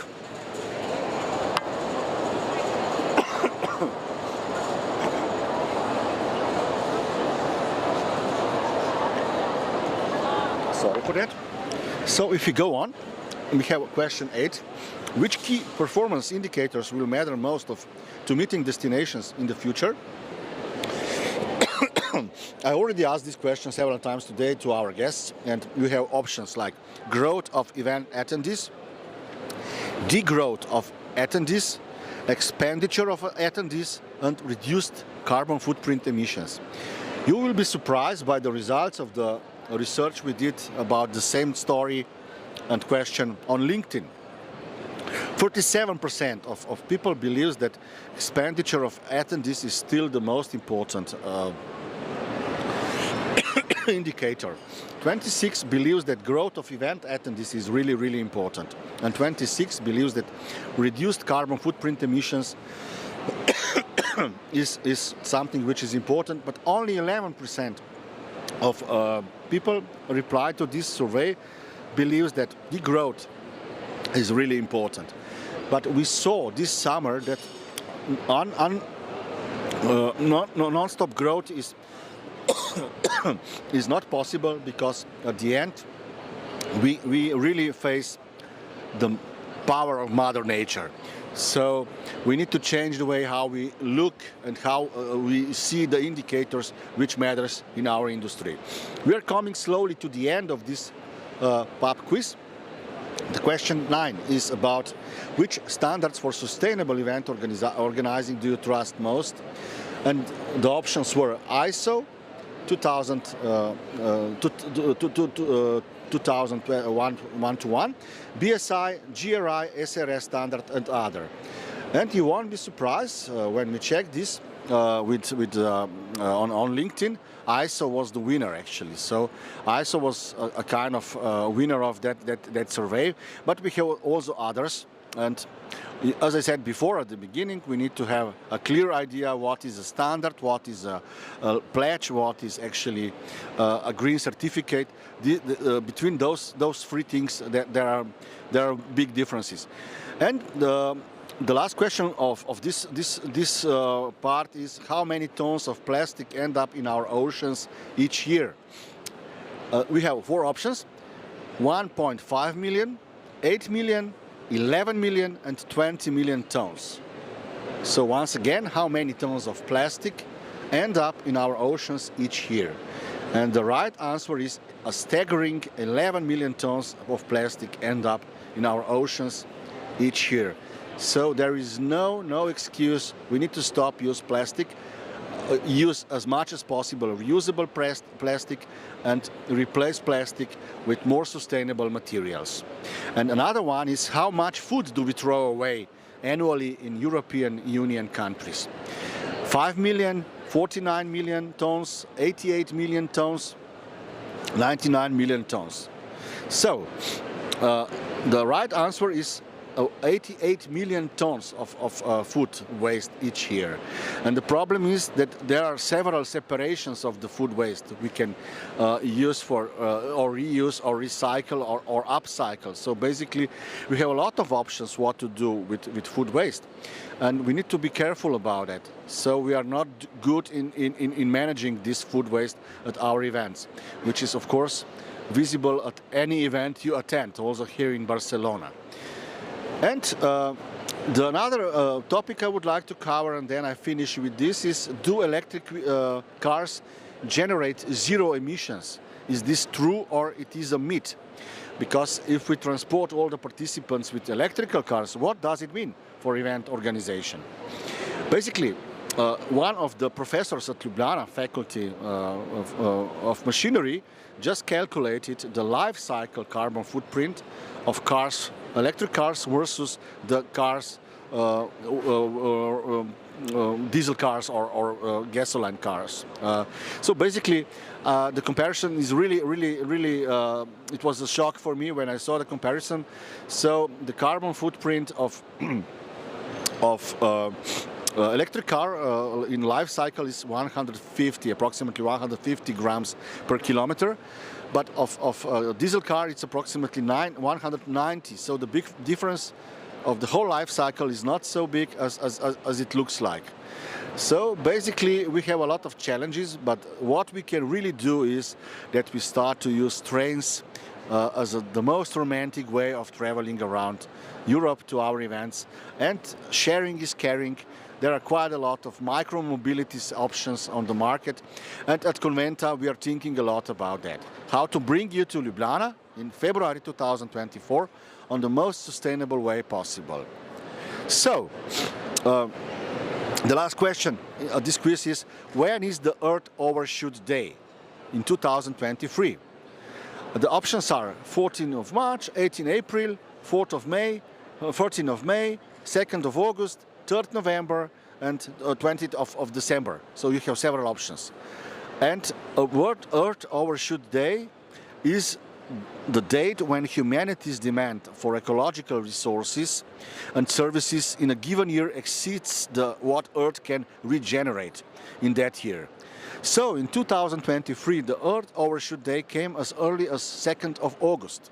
So this is really bad. But it's even more worse actually in some countries. For example, in Slovenia, the Earth Overshoot Day is 18th of April. But in Jamaica, for example, they're quite good. It's 20th of December. So basically, this simple date says a lot about our life habits, and it's really, I would say, answer to why we need to change the way how we organize events.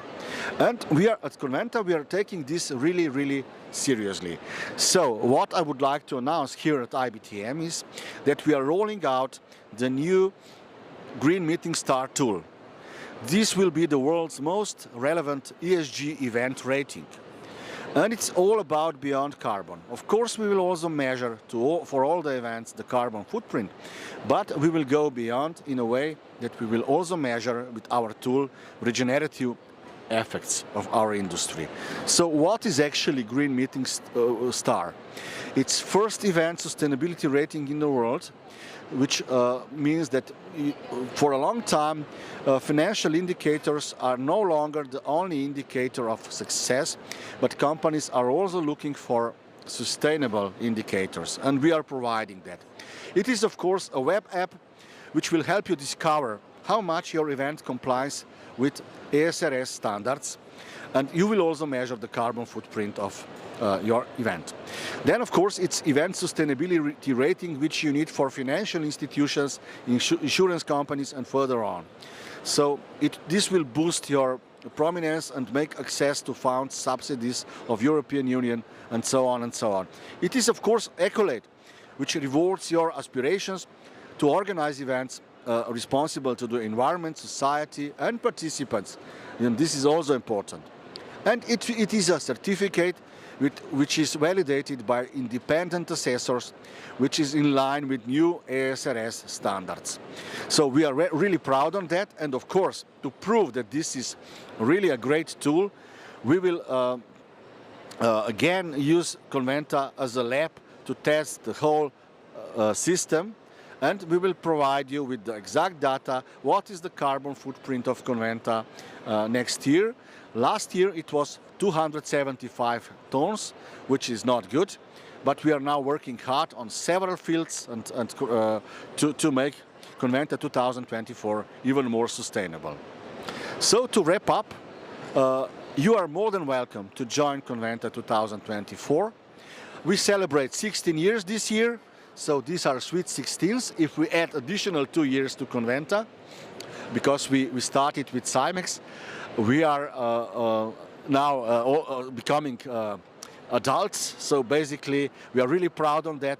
And I believe personally, if you organize something for already 18 years, then you should do something right for sure. So mark your dates, mark your calendars. The date of Conventa 2024 is 21st to 22nd of February. And this is the must event for all providers in the meetings industry between Helsinki and Istanbul and between Milano and Baku. Welcome to Conventa 2024.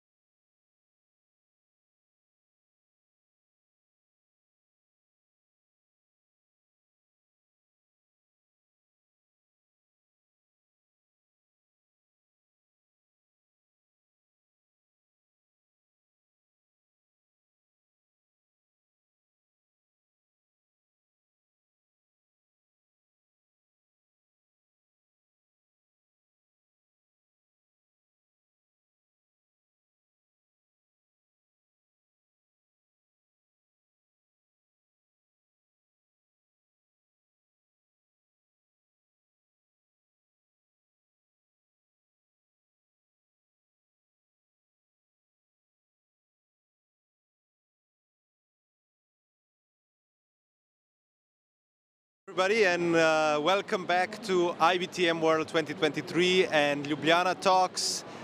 Here we have another session with two amazing guests. With us, of course, Petra Stušek, the CEO of Ljubljana Tourism and the president of City DNA, and Senthil Gopinath from ICCA, CEO of ICCA, International Congress and Convention Association. Thank you very much for taking your time in this busy schedule and at this busy event. Thank you very much. Thank you very much, Jan. Glad to be here. Thank you. First, I will start with a question for both of you, because you are coming from two associations which are really, I would say, in the essence of the meetings industry in Europe, if we talk about Europe. How do you see the changes that have been caused through COVID to how your associations work and how you operate, and where the major difference is? No.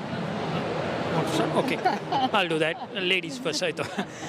Thank you, Jan, for the question. I think for me, particularly being a global association like ICCA, COVID has been a challenge, of course, but I always looked at, I told internally with the team and externally with all the ICCA members, even pre-pandemic, always my mantra is that adaptability is the key. As an industry, whatever we do, we need to adapt, we need to innovate, we need to create. So we don't need to have a crisis coming our way to do that, because we have evolved as an industry over 6-7 decades in doing fabulous work across the world, many countries doing a lot of extraordinary projects around the world. But more importantly, our client and the market environment has changed.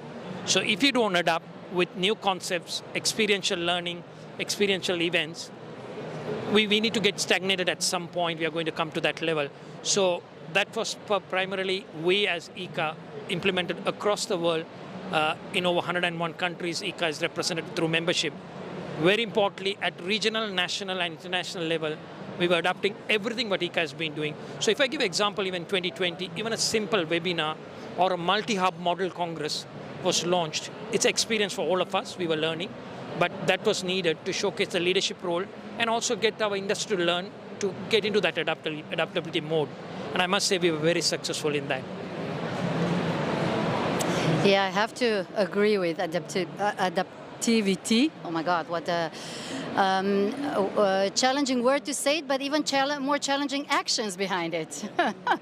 So if we go from global stage to the European stage, it goes basically the same for us, in a sense that the association itself needed to adapt even quicker, because what changed was people in general sought more personal contact, which was challenging to combine the sustainable approach, the massive development of technology, how to use that, and then this need, the basic social need for human contact, and the meetings basically changed I wouldn't say drastically, because we are meeting in the same surrounding as here in general. However, they did change that smaller meetings are, done through technology, like boards that we have. We don't meet anymore in person as often. However, we meet much more often via technology, which pre-pandemic did not happen. And that was actually the key point to management that drastically changed, meaning that we adapted quicker, and we are through that able to adapt quicker. And that obviously has a positive benefit or effect on our members and consequently on our destinations. My first question is, how do you imagine the ideal meetings industry? What is your idea about it? This is a question to both of you. What should be the value of such an industry? Importantly, two simple things, if I may say that. We need to look at inside out. I mean, we need to be part of the global business picture. I think we as an industry has been growing immensely, but we're always looking at inwards. We need to start looking outwards. so that we sustain as an industry long term, we need to integrate ourselves with other industry, the technological industry. I mean, you talk any other industry, we need to be a part of it. Yes, we started stepping into that with the pandemic situation. We started moving into integrating ourselves with the health sector, with the aviation sector, with many others. So it's fundamental that we continue to integrate ourselves. Then our value will be showcased among the global business events industry. The second part is that we need to continuously nurture about what we are doing to the unknown society. I mean, if you take the valuable innovation, the valuable creativity, the valuable adaptability just we spoke about, our industry carries on. But we are one of those best industries. I'm very passionate to say that in any circumstances, we'll come out of it. All our organizers, the DMOs, the bureaus, the venues, PCOs, they organize, they activate, they bring stakeholder engagement in the most difficult scenarios, most difficult situation in many parts of the world. But the rest of the world does not know what we do. So we need to showcase that over and over again. Then automatically our economical value will come there. Yeah. Because we say we need to speak to the policymakers, but for them to listen, we need to showcase. Only then they know the value. Otherwise, they won't know our value. Absolutely agree. Maybe just to complement from a little bit from my personal perspective, or concretely, what would be the ideal meeting? Definitely multi-generational, the young talents being there, which is now a challenge to attract them, that's one thing. And the second thing, that everyone who would be here would be really focused on, would be able to really focus on content only and not deal with emails at home and everything else, because nowadays the world is spinning so quick that you have to be even more multifunctional than pre-pandemic, but that will have to settle down, because we as a human race will not be able to race. Human race will not be able to race as much anymore. However, luckily, and that's also my personal perspective, the technology is going to help us managing that, and we need to use the technology to the benefit of that. I'm coming back to your previous experience with convention bureaus. You established actually Sri Lanka Convention Bureau as a public-private partnership. So, Petra, you're running actually the Convention Bureau and Tourism Board of Ljubljana, which is a public institution. What can you say? Do you still have a contact with Sri Lanka Convention Bureau? How is it working now? And Petra, your question to you is how actually convention bureaus are changing after the corona, and what is the role of DMO from your point of view? And then we will come back to your associations again. Okay. Sure. I think I can share. That's one of the first roles I played. Very passionate. I was a university teacher, and then I joined a bureau. My dad was asking, "What is this bureau? What is the crazy decision to go from a university teacher?" But I looked at, again, like you rightly said, it's a public-private sector partnership, because that was one of the oldest bureaus where had membership concept, where members paid a monthly subscription and an annual subscription. But unfortunately now it's gone back to a fully government operation. I think for me personally, I disagree with that concept. I think public-private sector partnership is the best format for any city, any national bureau, because all what we are speaking today, from skill development, younger generation engagement, all that, if you don't have public-private sector partnership, state governments cannot run that, because the policymakers are good in allocating the budgets, drafting the policies, but the implementers are the industry colleagues. So you need to have the stakeholders part of it. So I'm very much in touch with them. I in fact met them like a month ago to talk to them again, revitalizing the Sri Lankan MICE industry or the meetings industry. So I'm still very much close to them. Yeah, I definitely agree that it needs to be more and more collaboration. I mean, collaboration is a buzzword for years now. However, again, it's easier said than done. But the public money, it's less and less of it, and it's going to decrease. And we will have to join forces on destinations more effectively in the public-private partnerships, in a sense that it's a win-win situation for all. And I have to be very proud of our model, which Jan and his, we together, but Jan is leading it, put up in the destination, which is a consortium where We started with this even pre-pandemic, that everyone chipped in, even the public sector, with their funds in order for us to gain the events to the destination. But in general, just to touch upon your question, what is the new role of CVBs? In my personal opinion, is that on top of what everyone was doing in front of before pandemic, getting the events to the destinations, making proposals that would actually end up in bringing revenue and business to multiple stakeholders at a destination. On top of that, two really important additional things came. Educating your stakeholders, which pre-pandemic did not happen that much. So everyone would understand better the basics and we would come quicker to the actual result. That's one thing, and the second thing is advocacy, because there is greater and greater need for advocacy on so many levels, on the regional, on national, but also on the continental, for so many different things, from sustainability to the actual useful regulation on your destinations, and that's also our new roles, which is very challenging, but very demanding and important. Yeah. We touched on something I was about to ask, but no, it's perfect. I mean, this is what it's all about. If once we open up a debate, you see how quickly we go into really serious topics and very relevant ones, and there's a lot of topics that we need to address as an industry. But there, you said collaboration is a buzzword, and my question is about collaboration. If we say that, CTDNA and ICCA are two of, I would say, leading associations in our industry, how do you collaborate between the two? I think I can proudly say that we collaborate very closely on many aspects. I mean, with Petra working personally.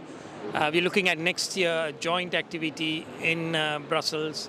Our last 2-year agreement we're working on very closely, because for me it's a platform, common platform, like you rightly said, both of us are common platform for our members, So we work very closely in terms of content, knowledge development. Even whenever there is an initiative by CTDNA, I always tell my team, share that data across, it can be only European, but I say globally, it's a great best practices and learning for other members across the world. So they can use the CTDN model and do something in their own regions, whether it's Africa, Latin America, Middle East. So enormous, I can go on a long list. So our working relationship is extremely collaborative, I can say that. Petra, if I might say, she's the boss, so I have to ask her, she's the president. Okay. It's...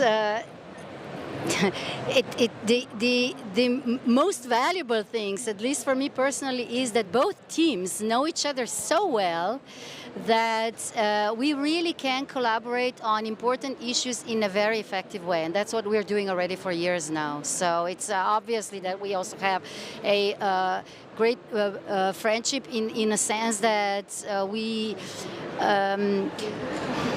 not only easily but more effective come to the results, and that's of utmost importance because it's important to show the European best cases to the world, but also the other way around.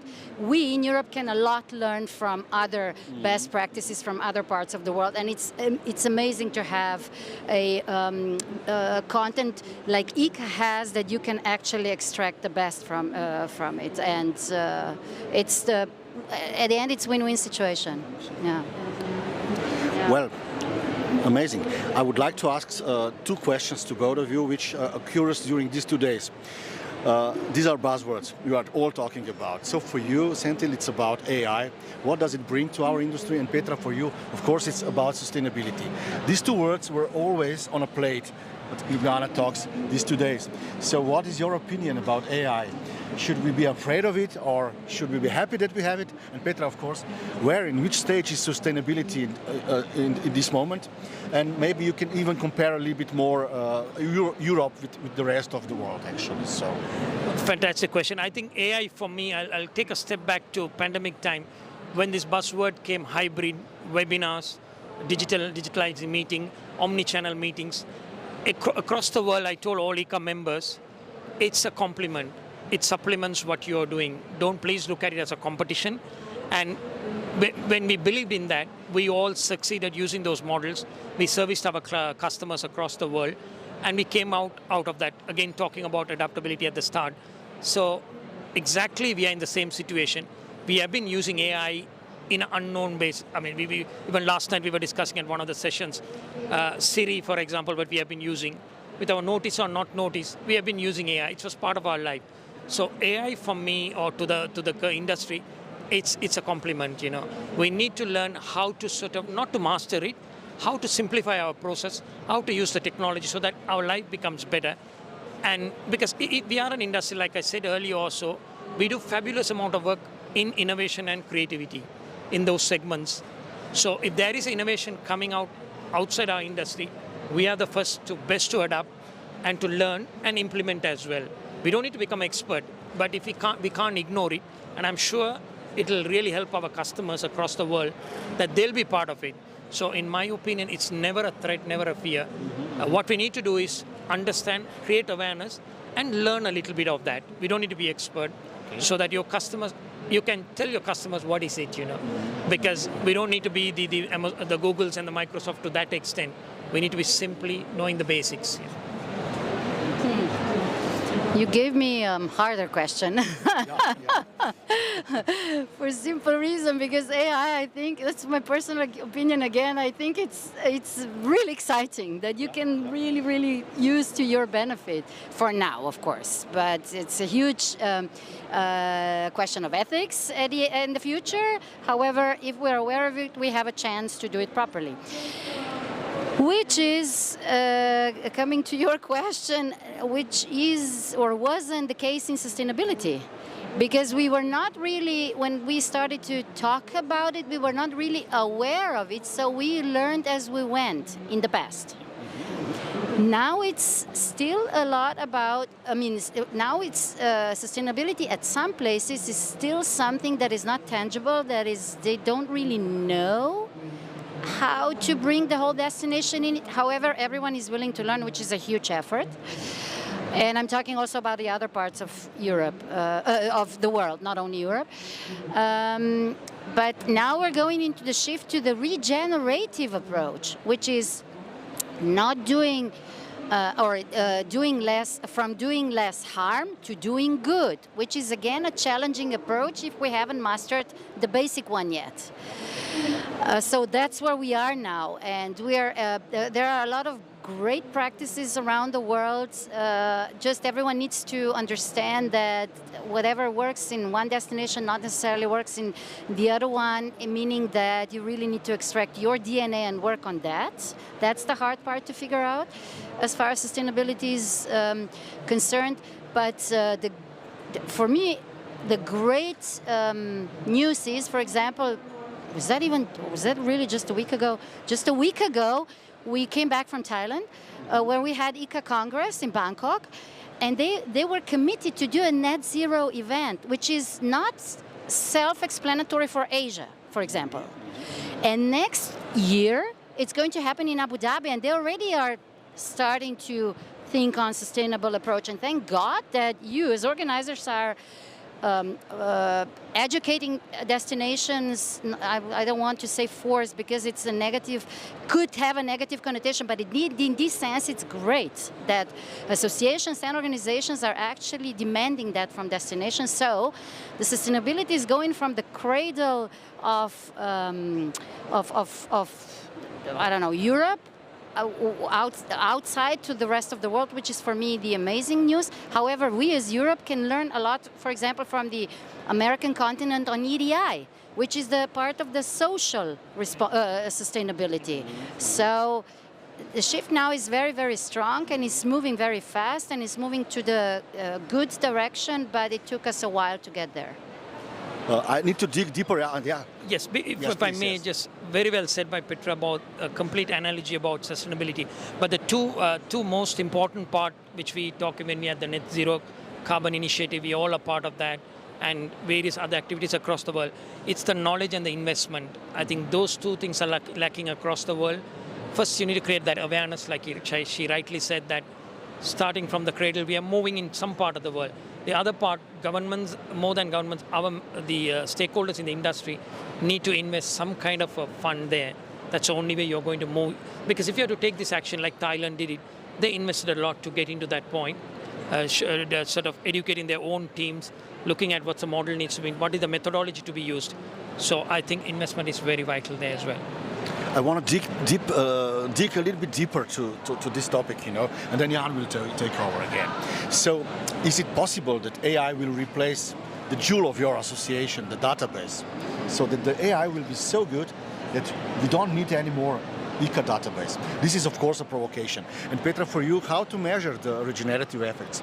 Is there any metrics available on the market? How to do it in practice? This is the second question to you. Okay, that's a good question. Yeah. I think that this has been asked to me by a couple of members, asked in the past as well. ICCA database is all about in-depthness and what it offers in terms of the contactability. Now, AI will tell you what's available up there in the domain. Now, our research team who full-time works on it goes beyond the domain. Yes, definitely, if you're looking at how many, what are the key events held in Barcelona, AI will tell you. But AI will not tell you who's organizing, what's going to, what is going to happen, the model of the event, what is the objective of the association. That part won't be there. So, but having said that, I've always told our research team back in office, adopt AI so that it simplifies the usability for our members, So it makes their life much easier in terms of, instead of 5 researchers doing a work, they may be able to achieve the objective with 3 by having that as part of the tool. Yeah. Sorry, but the word was true in the Kronos. Which metrics? Regenerative metrics. Is there something? Originality metrics. Regenerative. Regenerative metrics. Yeah, well, there are metrics to go from destination to destination. Whoever is whoever is approaching in the regenerative matter, in a sense that we are following the KPIs. How much is the local society effective? So this, for now, we are here because the most visible part, to leave the destination better as you came into, and to leave your print in the destination, not traveling to it, because that doesn't affect the destination itself, is at the moment the social dimension. But obviously we need to sustain, and obviously the environmental too. For example, if there are, I don't know, beehives that would be built, like in case we did 10 years ago already in Ljubljana, or if the trees were planted, what you can do with NGOs for the local society. These are at the moment where the metrics stand. But this is a really, really personal in sense of destination approach, because every destination needs to have their own DNA that or DNA-based KPIs that they would follow on that. So it's hard to put, like, sustainability in general, but regenerative approach goes even deeper, and that's why it's even it makes even less sense to make something that would be really one size fits all. Apart from the basis, of course. No. I have 2 last questions for each of you from my side. Time flies when you're having fun, right? The first would be, Petra, within City DNA, you changed the summer school. Summer school is a key event, I think, especially for the newcomers to the industry. Can you tell us a little bit more about what the summer school is bringing on board and what it delivers? And in this context, the question for you, Senthil, after that is, at the ICCA Congress, we had some amazing sessions which are really, really interesting, and you got a lot of data from your membership. If you could share some of the key takeouts from those sessions. Thank you. Summer school is actually really, really exciting. Not even a project, it's a movement that is the longest project of now City Destinations Alliance, which used to be ECM, European Cities Marketing. This year we had 27th edition, so for 27 or even 30 years goes on apart from the COVID times. The essence of it is to bring the meetings industry closer, or the understanding and the core of meetings industry to the youngsters in the business, not age-wise, more status-wise, in a sense, how long are they in the industry for. Majority of them are in the industry for, I don't know, a few months or a year, but we also had people coming to summer school to learn the basics, even if when they were working for years already in the business, and they understood the larger picture of the actual meetings industry per se, or maybe they were just in brackets from a venue, so they understood also other perspectives. And it's the summer school has a really, really rich faculty from the experts of all over the globe, not only European ones, and they are the ones teaching people, like 30 to 40 every year, from all over the globe. We had them from South Africa, from the States, from Australia, and obviously majority from Europe.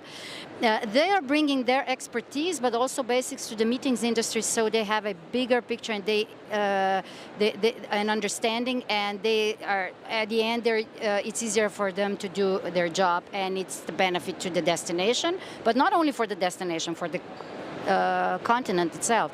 So it's a really, really important school that we are passionately doing it for decades and will continue doing it.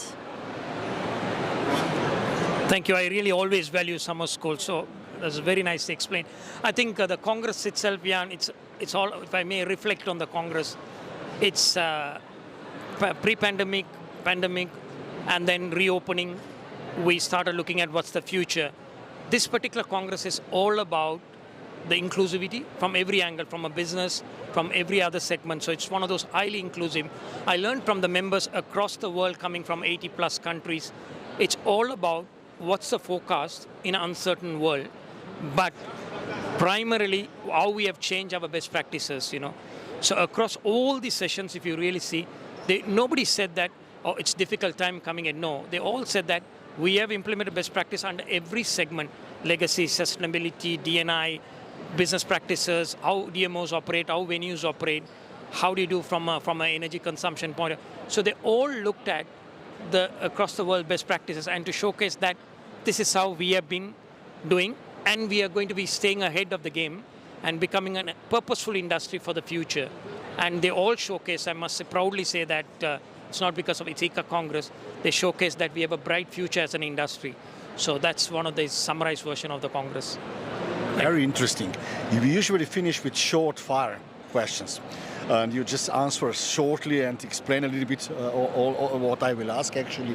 For you, Senthil, is live or digital? What will you say, live or digital?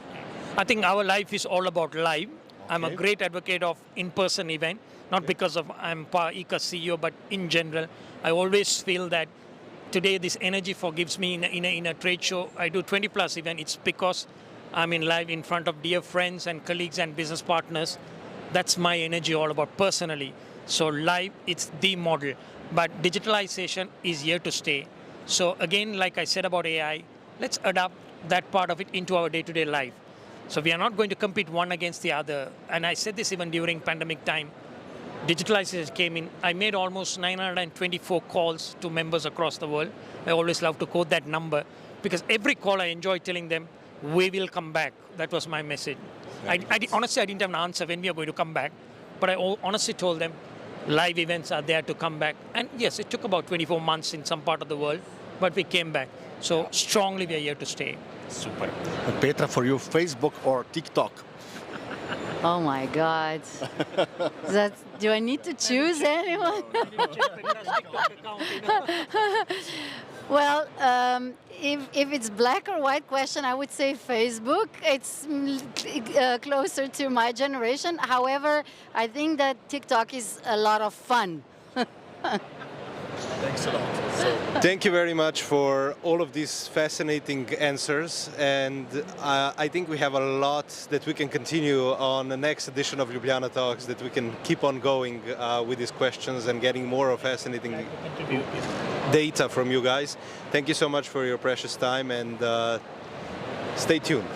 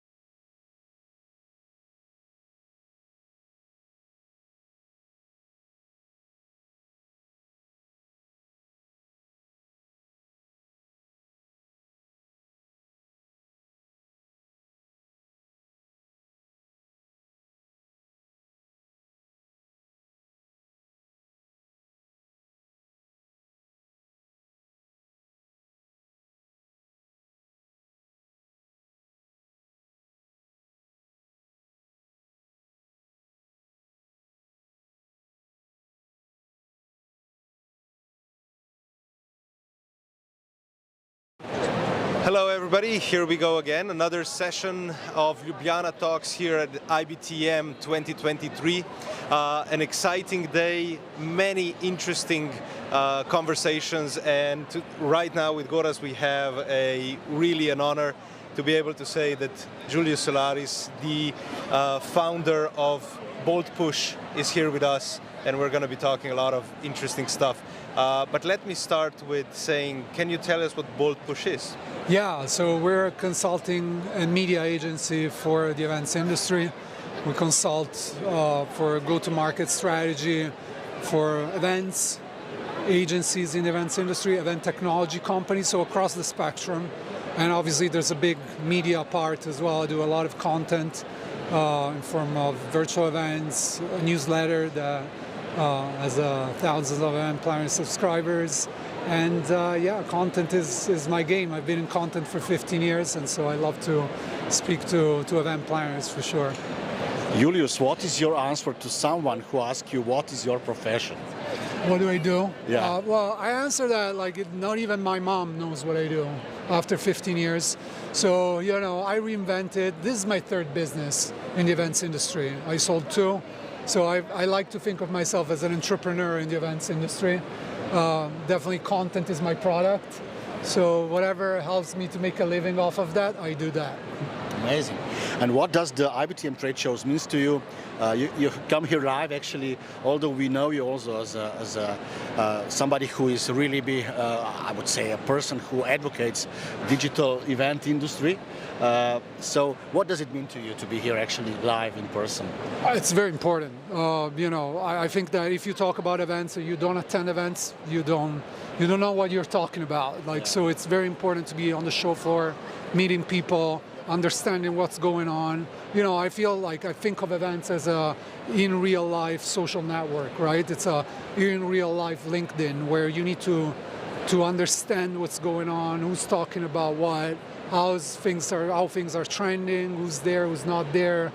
So it's always very important for what I do, especially because I need to be on top of what's next. And so if I don't attend these events, it's impossible. It's just like, you know, thinking. And don't get me wrong, you have to apply some thinking from time to time, but it's important to attend.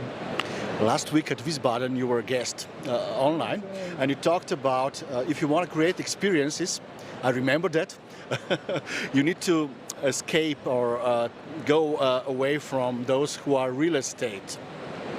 Am I correct? That's a loaded question here at IBTM. Yeah. Can you elaborate this a little bit?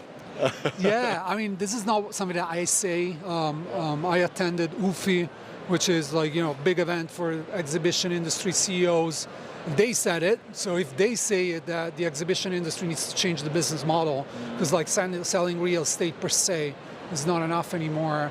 That belongs to a different world. Even pre-pandemic, it was already kind of fading down. I think now there's a resurgence of people wanting to be in person, but we're not in 2019 anymore. It's 2024, and things have changed. And so, especially younger generations, we need to be engaged on a different level. So activating your presence at these shows is very important, right? How do you do it? You know, when you create a lounge that is sponsored by someone, when you do specific activations, a party, whatever, this is the basic form. Then we're talking about more evolved forms where like you're literally using the message of your product or service to create an engaging experience for the attendees where they can relax, connect with themselves, learn something, entertain themselves, whatever it is, as long as we're not just we feel like we're being sold that, we're being in meetings, and it's just that again and again and again. I think people are growing tired of that. And so it's a challenge for these people in the exhibition industry, how to evolve the hosted buyer model, the meetings model, and like make it become more engaging for them as well, right? A huge buzzword, of course, this year is artificial intelligence. We kind of touch on it, whatever you do, whoever you talk to.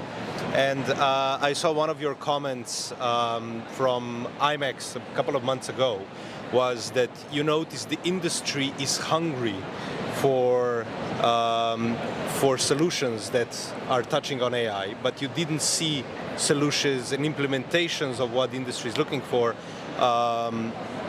on the trade show. Do you see that the industry is catching up? So, interesting. So, first off, I don't think AI is a buzzword. I think it's actually a real thing, and it's actually happening to a level that I've never seen before. I've been covering and doing analysis for technology in the events industry for the past 17 years. I've never seen an adoption curve so fast and such an interest in the event planning community. So I don't think it's just a buzzword. I think it is, you know, there is tangible value in what's right now on the market. So event planners are using it, they're saving time, especially for obviously ChatGPT and all the sort of benefits of that. But I guess the step is like, you know, we need to see more of that in the applications that can really make a difference for the events industry and solve for issues that we really have, like matchmaking, for example, networking. And tell me the top 3 people I need to meet at IBTM out of 10,000 people, right? AI can help with that, right? So we need We don't need like PR campaigns that say, oh, we integrated ChatGPT in our tool. I can use ChatGPT, I don't need to be in your tool. If you make it more useful for me in a sense that you look through data and you tell me what's relevant for me, now we're talking. But I haven't seen that yet, right? Even in the integrations of software, you know, there's not so what. There's like, oh yeah, tell me to write like call session titles. I mean, that's not a game changer for me. That's actually, you're damaging yourself. It's like your content, which is your product, you're giving it to ChatGPT. That tells a lot about the quality of your content if you're giving it away like that. And you don't have an idea of how to call a session. That's symptomatic of a very poor session performance, to be honest, maybe. So Julius, what is the most common question you are asked about the future these days, actually? Because a lot of people ask you about the future, and what would be your answer about that? I don't know. I mean, I think AI is up there. Obviously, AI comes a lot, you know, especially in terms of the implications of it. There's a lot of interesting implications from, you know, people, you know, the idea of like having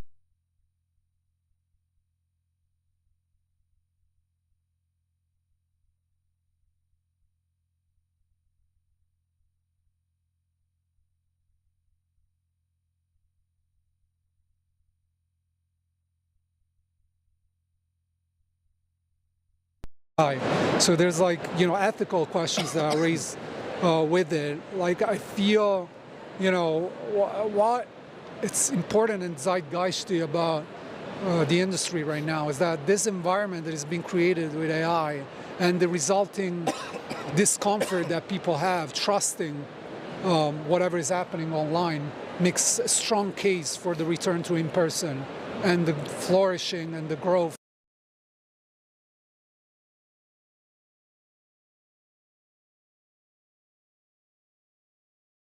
Gotta see firsthand if I'm saying something true or if I'm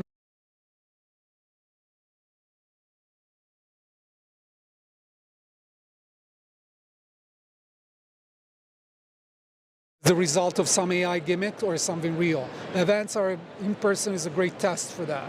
And so, especially on a marketing perspective, with all this ChatGPT going on, like once you meet someone, a representative from Visit, whatever, you know, you're going to find out whether what they're saying is actually true.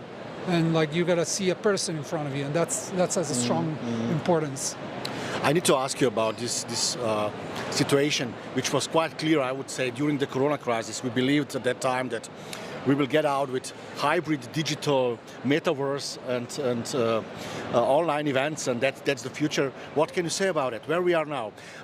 If you look around, people are 100% sure that live is back. So, what is your take on that? No, it's interesting because you know, I've been accused to be a virtual zealot, and I've been accused to be an in-person enthusiast. So I've been accused by both ends. Yeah, it's like the reality is there's no one format, one form. I mean, don't get me wrong. Like whatever you do in person, it's, you know, it's the best form of interaction in terms of like the human connection. And again, you can't fake it.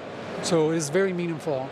That doesn't mean it's the most effective. That doesn't mean it's the only way we connect with people. So, and also we don't have to forget the collective experience of going through virtual events for a long time through the world on these platforms. And so do these platforms that we use during the pandemic answer the needs that we have to connect? Right now, probably they don't. But like, do not discount technology. Do not discount, technology is not going anywhere. Technology is just getting better and better and better. So, you know, when you're going to see the device that makes you feel presence, like we're feeling it right now, then we're going to be in a different industry, let me tell you that. So that's going to happen. So I have no doubts. Apple is launching their device. Things are going to happen. So, yeah. Yeah, it's really fascinating how technology is really speeding up, and probably it has to do with the fact that also in our industry we saw a great influx of startup money and money in general into the digital solutions. In a conversation we had, we kind of touched on, you know, we want to meet in person, of course, but we see certain types of meetings are actually happening online all the time now. Like corporate operation meetings, you call in a Zoom, you don't go to that meeting room you used to rent out, you don't spend the time and all that. So we are trying to, so we are seeing certain changes already happening in this regard. But let me ask you, do you think that this is also, you know, that we are clinging to the live events at all costs? Is it a generational thing, or do you think is it going to change with new generations coming up? I think it's very difficult to say. The generational changes are happening. Like, one thing has been proving correct from when I started doing analysis in terms of the impact of technology in events. I remember the first conversations we had when Twitter, now X, was coming up. And people were like, no, we're not going to use Twitter at events because it's going to cannibalize our events. People are going to be on Twitter and they're not going to turn up to events. Well, what has happened is that the more we interact online, the more we feel the frustration and the need to be offline. The younger generations are at the core of this. Like, if you see them at events, you know, they take pictures and selfies. There's the whole FOMO concept. Like, people watching that online, they want to be there as well. They're not there, but they want to be. The travel explosion, you have to think, let's put this in perspective. So there's people complaining that we're not back to 2019 level. Right now, we're living in one of the worst inflationary moments that the world has ever seen. We have 2 wars going on, yet events and travel are exploding. You know, which usually, traditionally, events are the first to go. They need to get cut. So I don't know what we're complaining about, because in this environment where everything is so expensive and so difficult to do everything and anything, people are still traveling, they want to go to events. So that tells you something about human nature. Now, will that change? We don't know. Because, like, when the new technology that comes in, I don't know if you remember the first time you did a Skype call, right, with video. I remember that. I was like, whoa, I can see a person in front of me that was mind-blowing, right? So think about the next time you're going to put a device that you never heard of, and all of a sudden we see each other, like we feel each other like we're here. So nobody expected ChatGPT, and see where we are now in the space of like less than a year. So, you know, things happen in the technology world, and when they happen, they're disruptive. ChatGPT is the fastest growing technology company of all times. So, you know. Who knows where it takes us, right? Exactly. I love that analogy because it reminds me, first of all, when Skype really exploded, everybody was saying it's the end of the meetings industry. We're going to be using Skype, everything's going to be digital already back then. And we've had several of these variations of the end of the meetings industry. It also makes me think when, I think it was AT&T made an analysis about how many mobile phones will be needed in a decade, and they got back like, I don't know, 100,000 for the entire United States, you know, and we have these amazing communication devices all on us. How do you see technology coming together with not just the meetings industry, but something that also you touched upon in one of your commentaries? It's about personal growth and personal health. How do you see this being a part of, you know, not just technological impact, because now we are attached to work all the time, but also in terms of how we, you know, function as... Yeah, I feel like, especially for business meetings, this is a challenge, right? It's like business meetings, they engage with you on just one side of your persona. It's your brain, your brain, stimuli all over the time. Is like talk, meeting, session, and you're like overstimulated. And I feel that is evolving.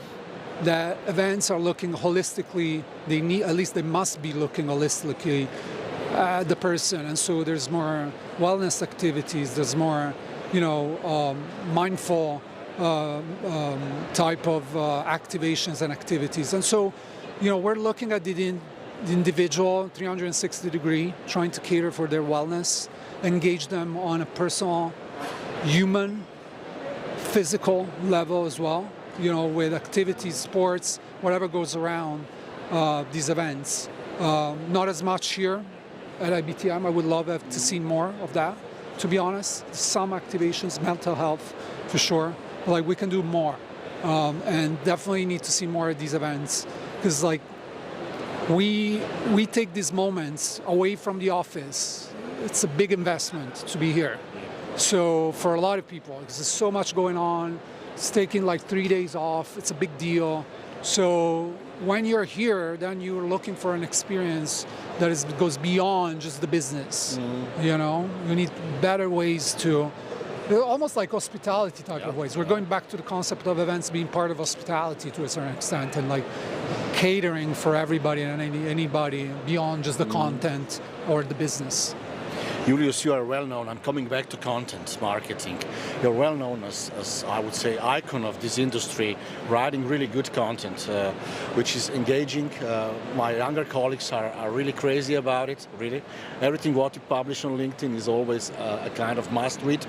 But how good we are actually in producing content in this industry. If you look around, here is all global events industry and at one place. Are we good in that, or we are stuck in some? Because digital business is hungry for content, ne? I feel that the people like programming the schedules for these events, like they do a terrific job. Like what we're lacking is the data context, because like there's like, you know, I've been doing this for 17 years, and don't get me wrong, I know the levers to push with event planners to make them, you know, to get them excited or to react in certain ways. I know what resonates. But like, even if I know that, I have to spend a ton of time reviewing what the feedback is, the comments are on LinkedIn, what post is performing better. So there's no guessing game on why something that I post is like a must read. It's not because I'm just illuminated. It's because I spend the time to actually constantly review what I put out and the reaction of people. And so when you talk to these shows, the problem is that these people, they just want to guess, and feel what can resonate with people. They're not informing their decisions, because in most cases there's no media content initiative behind it. And so you really have to invest online in content as well, and feed to the offline, and then use the offline to feed to the online, so that you create a content continuum that makes your content implementation not a guessing game, but actually something that it's easy to predict. Is it at all possible that companies control the content at this particular moment? Because I would say 10 years ago we all believed that we can control it, you know, and in line with branding it was quite frequent, I would say, idea. But is it possible to control it now? So I feel that let me give you this example. I feel there's a space for DJs when you go at a club that select the music for you. And you're like, okay, I like that. I never thought of that, right? But there's also like your ability to use a platform like Spotify or Apple Music and select your own music that you want to listen to. And there's nothing that the DJ can tell me. Maybe AI can help me to find new stuff serendipitously, but like I want to be in control. And we got to get to terms. Tomorrow, my keynote is going to be with Christine Renaud. She's the CEO of Brain Dates. And like that's an app that does that, right? That connects people that say, I want to talk about the use of bananas at events. And maybe there's another person that wants to talk about bananas at events. And we connect over our love for bananas at events. And all of a sudden, I'm having a very personal, customized experience of content that you cannot schedule at scale. That's the problem, right? You cannot schedule content, customized content at scale. And we're used to customized content at scale online, because the algorithm does the work for us. It gives us more of our very specific interest. And so we want that from events, but it's almost impossible to do. Because like you would need 150 sessions, but that becomes overwhelming. Yeah. So how do you do that? You empower people to run their own sessions. One more question from me about the behind-the-scenes stories from the digital part of the industry. What is happening? You know, some new mergers. What is on the plate? What do we have on the plate? So I just published my newsletter a few minutes ago. that goes out every Wednesday, and I just discussed the recent funding of Benelux. They raised 14 million, which is it's the first bigger round of investment after the virtual big rounds of investments, and it's a company that tells you what events you should invest in and gives you data about the demographics that you will find at different events. So it's about in person. It's nothing to do with online. It's about, it's for event marketers. This is interesting, not for event planners. That tells a story of where the money is. Why all of a sudden Hopin or Visible or Hubilo were worth 7 billion or 1 billion. It's like event marketers were using those, not because event planners were using those. So that's where the money is, and that's where people need to build for. Event planners, unfortunately, it's very difficult to build technology for that. Like mergers and acquisitions, obviously Cvent is the one to watch. They're actively looking for deals. The problem is that they have no companies to buy. There's no companies to buy at that revenue that they're looking for. So there's like 1-2 companies that probably don't want to sell. So, yeah. So in a way, we are still in that area of what the industry needs and what actually is out there that you can have as a solution. Yeah, the problem is that I told the founder yesterday, I told him, you stopped developing product. You started you took during the pandemic all this influx of organic marketing that was coming to you, inbound leads. Great, you stop building product, and now you complain that you have no business. Well, if you stop innovating and creating solutions, then people are not gonna. Then it's gonna become a sales-driven effort, and obviously the better ones at sales see where they are. They're not with the tech people; they're with the destinations people. So yeah, it's a different game, and you can beat them at that game. They're the best ones. So either you innovate, and there's so much to disrupt in the industry, or you're just gonna play a numbers game and race to the bottom and pricing wars, and that's sad. That goes nowhere. I think we're opening so many things that we could just go for hours. But usually we finish up this Ljubljana Talks with a couple of short questions. So it's like a fire session. So TikTok or Facebook? For what? for you. So Facebook actually has opportunities right now, believe it or not, because people are not on Facebook.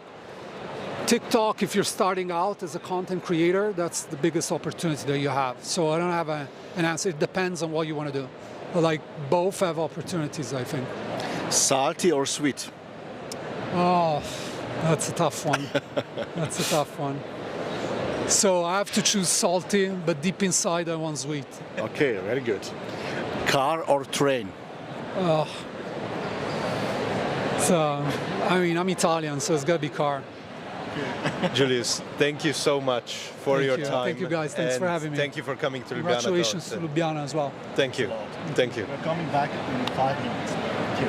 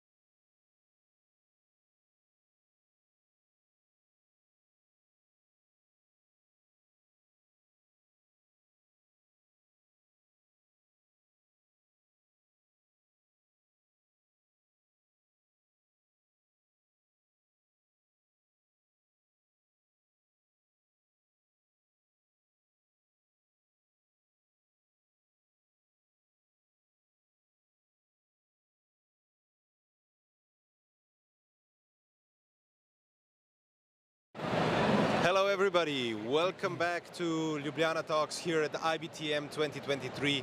And yes, we have another amazing guest with us, Christoph Tessmar, from the director of Barcelona Convention Bureau. You are the host city of this amazing event. Very busy today here. Let me first start with the question. What does it mean to you when I say IBTM World? First of all, thank you for having me. It's really a great pleasure, Gorazd and Jan. You are good friends, and it's a pleasure to share my insights with you.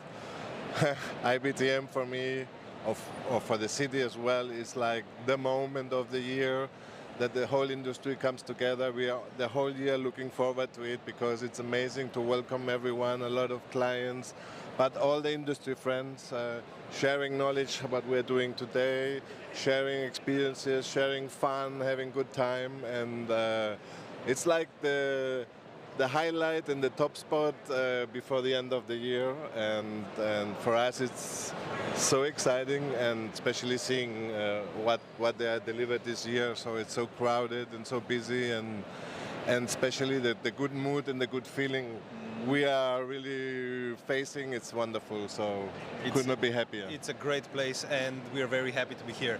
Now, you started off in the pharma industry, right? How do you compare the pharma industry to the meetings industry? That's a wonderful question. First of all, I would say the meetings industry has a lot of relation to the pharma industry, because at the end, pharma companies, but also thinking on medical conferences, I would say, is one of the biggest areas of events and congresses and meetings, etc. I would find some similarities, the stress, because pharma, there's always stress, a lot of pressure, results, etc. And in the meetings industry, we have a lot of stress to deliver great events to the pharma industry, to many other industries. So there's some similarities, but honestly, it was a big change from pharma industry to go to the Barcelona Convention Bureau, and it's quite far away one of the other. One question from my side: how long, behind the scenes question, how long we will go to Barcelona for IBTM? Can you share this? And do you measure the effects of this event to the city actually? So I will give you an answer. Officially, the contract is until 2025. We're always renewing for 3 years, but it will stay in Barcelona forever. Okay. Because that's a... You're glad with that? So I'm very glad with that. It's a statement from the organizers they're doing, but of course we have to discuss after 3 years now. And it's not a matter of negotiating money. It's a matter of collaboration, what we can do one for the other. But I hope you agree with me. I think IBTM is also a big success because it's in Barcelona. Yeah. It's in Barcelona because I am not sure where we could go alternatively, especially end of the year. I think the climate is great, but I think it's like many people we have in our agenda, the end of the year, we go to Barcelona and then we take a little bit of rest, so we will stay for many years. You for sure bring happiness to us. Coming to Barcelona is a great end of the year, I would say. But we need to touch the two topics we are talking for 2 days already. Two buzzwords. First is AI. What is your feeling about it? How to implement this in destination marketing, and so on and so on. We need to touch this topic for sure. Yeah. Of course you have to. But I will be answering very honestly. Okay. I'm a dinosaur. Okay. And for me it's getting a little bit too much. So I have some trouble to adapt and to understand that will be part of our life, because maybe I'm too old for that, I'm not sure.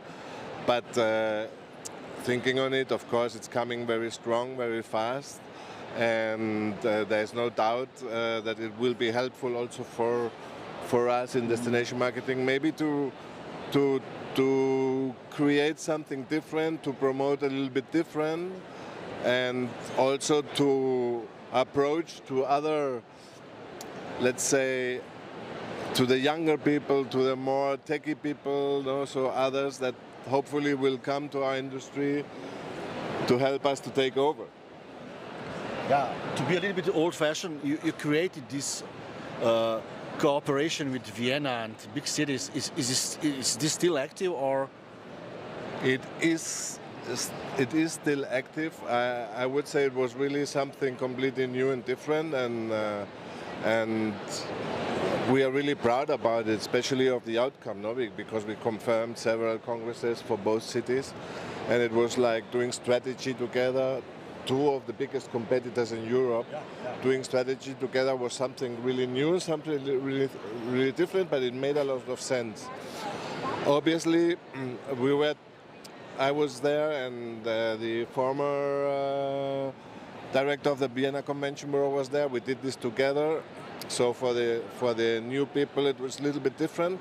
But for example, last year we did a great event together in London for some corporates, and we will see how we approach this in the future. But it's not over again, not over yet. It's called competition, right? Yes, we called it competition. Exactly, collaboration and competition. So it came out. Barcelona is one of the leading destinations in the meetings industry. You're doing an amazing job, and I think everybody knows the Barcelona Convention Bureau. Thank you. Also thanks to you. What is the exciting thing that you think the world should know about, perhaps, that was recently implemented, or is there something coming up that you think that everybody should be following in your footsteps? It's such a well-known destination that it's really difficult to say that we will have something new. So we will have some news. So the Palau de Congressos of Catalonia will reopen, or just reopen, after being closed for many years. The stadium of the Football Club Barcelona is under complete refurbishment. It will be one of the newest modern stadium in the world. And they will also promote it for organizing events, completely different. They're not only thinking on the stadium, they're also thinking on economic development, and there will be spaces for events, there will be maybe hotels, some entertainment, etc. So I think this will be one of the big news for the future. But at the end, everyone knows when they come to organize an event in Barcelona, they will be for sure successful due to all our strategy, to our good collaboration. And one of our secrets is the good collaboration between the stakeholders. So I can talk with the city officials, I can talk with the FIDA, I can talk with the hotels, and we as a convention bureau, we work together to create this successful development of the events together. I have a question about how you basically communicate, because I think we talk about advocacy a lot, and we know that in our industry we are trying to stimulate pleasure, so people coming for business but staying for leisure, and in a general tourism context, we know that Barcelona has been one of the most visited places in the world. How do you communicate the difference between the meetings industry and leisure, and how do you face any criticisms that arise from that? You're touching a very important point, really important. So we are a top spot for leisure tourism for many years, and it's creating also a lot of controversy and trouble. And I think we are doing a big mistake not communicating well to the local community the benefits. And it's not about economic impact, it's about many other things. And there we have to learn a lot. But it depends also a lot on who is in the government, who is leading the political part of the city, and how they approach. Because it has to be more sustainable. Of course, we won't build a wall that nobody comes in, etc. No, we are always with open arms, welcoming everyone. But when it comes that the local community has the feeling that they are taking over their place, their city, and we do not make any difference between the leisure tourism and the business events sector. I don't like to say business tourism. Fortunately, many politicians say business tourism, but I don't think. Of course, that comes something of tourism out of our events industry. So we have to learn to communicate much better. We have to explain also the benefits of having our events in the city for the local community. Barcelona became one of the most important startup hubs due to the Mobile World Congress. We had the first surgery with 5G technology in a hospital in 2019 during the Mobile World Congress, and now a lot of surgeries are going off with this technology. This is a tremendous benefit for the people, but you have to explain them. And if you don't do so, I recognize that we are not doing well this, and we have to improve much more and be better on this. And I'm not sure if we will solve the problem, because everyone has to be on board to solve this problem. And let's see, but we have to learn about it, and I'm really honest saying that. Listening to you, obviously in Barcelona you have a lot of corporate events, a lot. Yes. And especially automotive. If I look this year's competition, BIA Award, I saw several projects again, which were here in Barcelona. Is there any specific strategy behind to attract those events, or it's just, I would say, they're coming? Yeah. First of all, the corporate part is 80% of the events we have in town is 80%, because of course congresses cannot be. We have like 2,500 events per year, so, and congresses we have like 400. It depends on the year, so it's obviously the biggest impact and important. The Catalonia Convention Bureau, together with the Catalonian Agency of Tourism, they created this year the year of the automotion. So, and they did a little bit of strategy. Maybe it comes from there. But to launch a new car or do an event about automotion, you have the beach here. You have. Then they can present, exactly. You can drive. If you drive to Sitges, it's 40 minutes, but you can do really very nice driving all through the coast area. So I think the full package of what Barcelona offers is so attractive that it makes sense not to organize events here. And these are definitely the most demanding, I would say, event planners in the planet, I would say. I was event planner before, and I was really demanding as well, but it's true. Yeah. But at the end, it's difficult to hear that an event was not a success. Never. In the years I'm in the Convention Bureau, everything worked very well, and the organizer know that, they feel comfortable, and this is, I think, it's also one of the reasons. And what will you do when you will achieve all the personal goals? I mean, all the goals of CVB in your personal life? Yeah, that's a difficult question. No, I had a conversation in my office with my bosses a few weeks ago, because I was thinking, so I will get 60 next year, so it would be good to start slowly thinking on who can take over, because I think it's important, that to maintain. It's not because of Christoph, no. I think I do a good job, but we do a good job as a team. So, but I think it's important to prepare a little bit the future, and I would love to have someone from my team taking over. Let's see what's happening.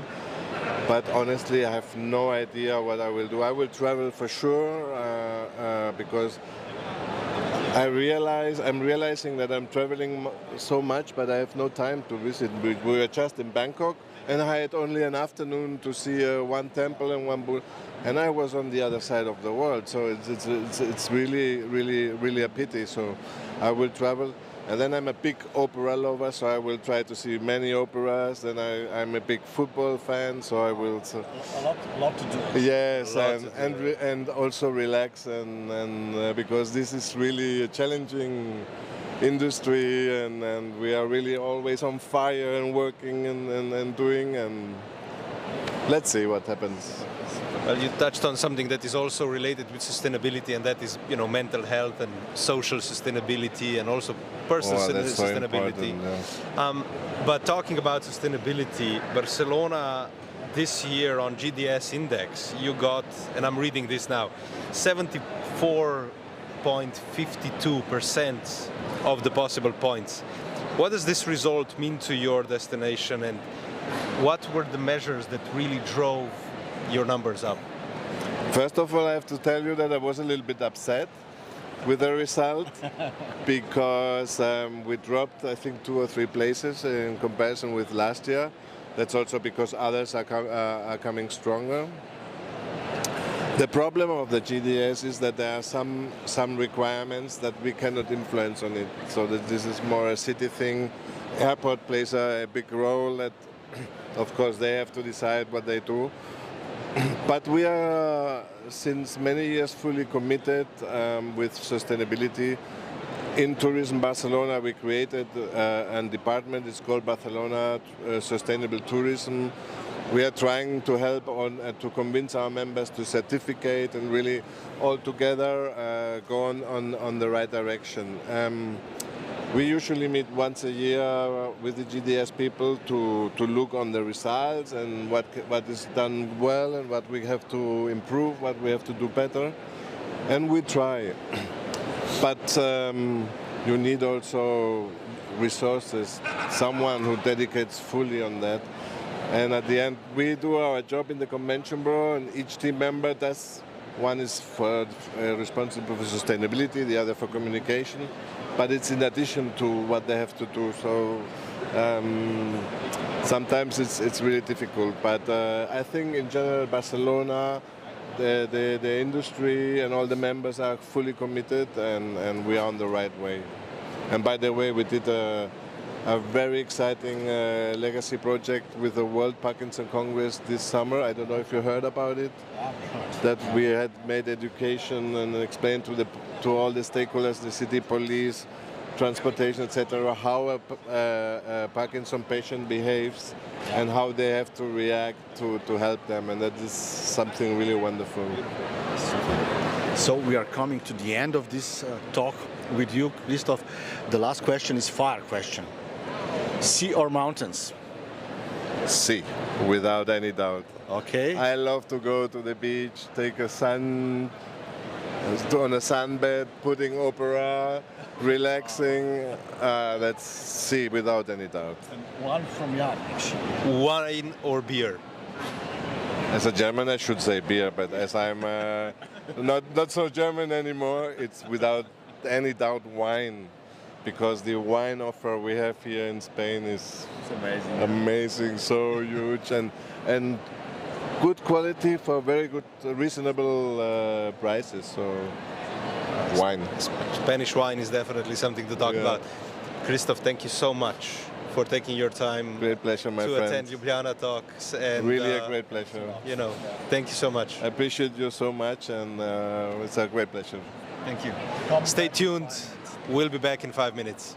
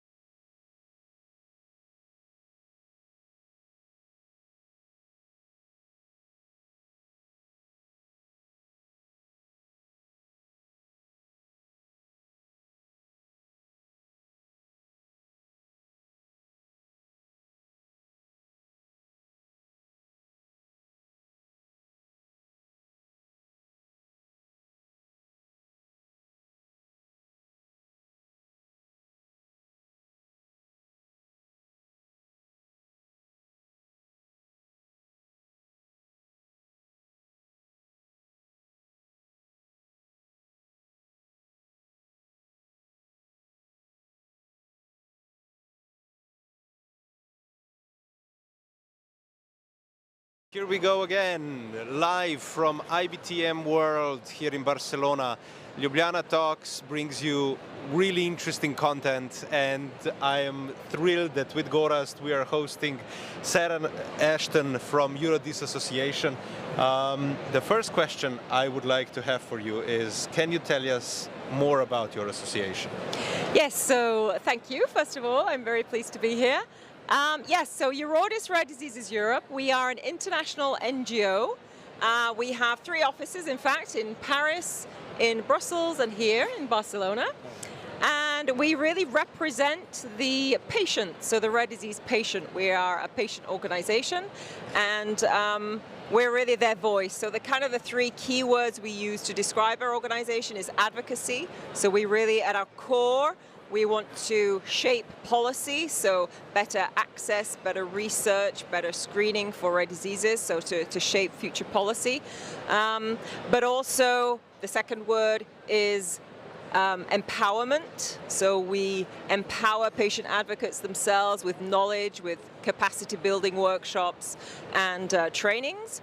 And then partner, because we need the whole ecosystem working together to be able to improve conditions for people living with a rare disease. So they're the 3 keywords we use. You have a very noble mission, and how important are events to making that vision a reality for you? They are very important. Of course, our missions are continuous and events are punctual. And so what events help us to do, of course, all of our events are linked to our strategic objectives, our long-term strategic objectives.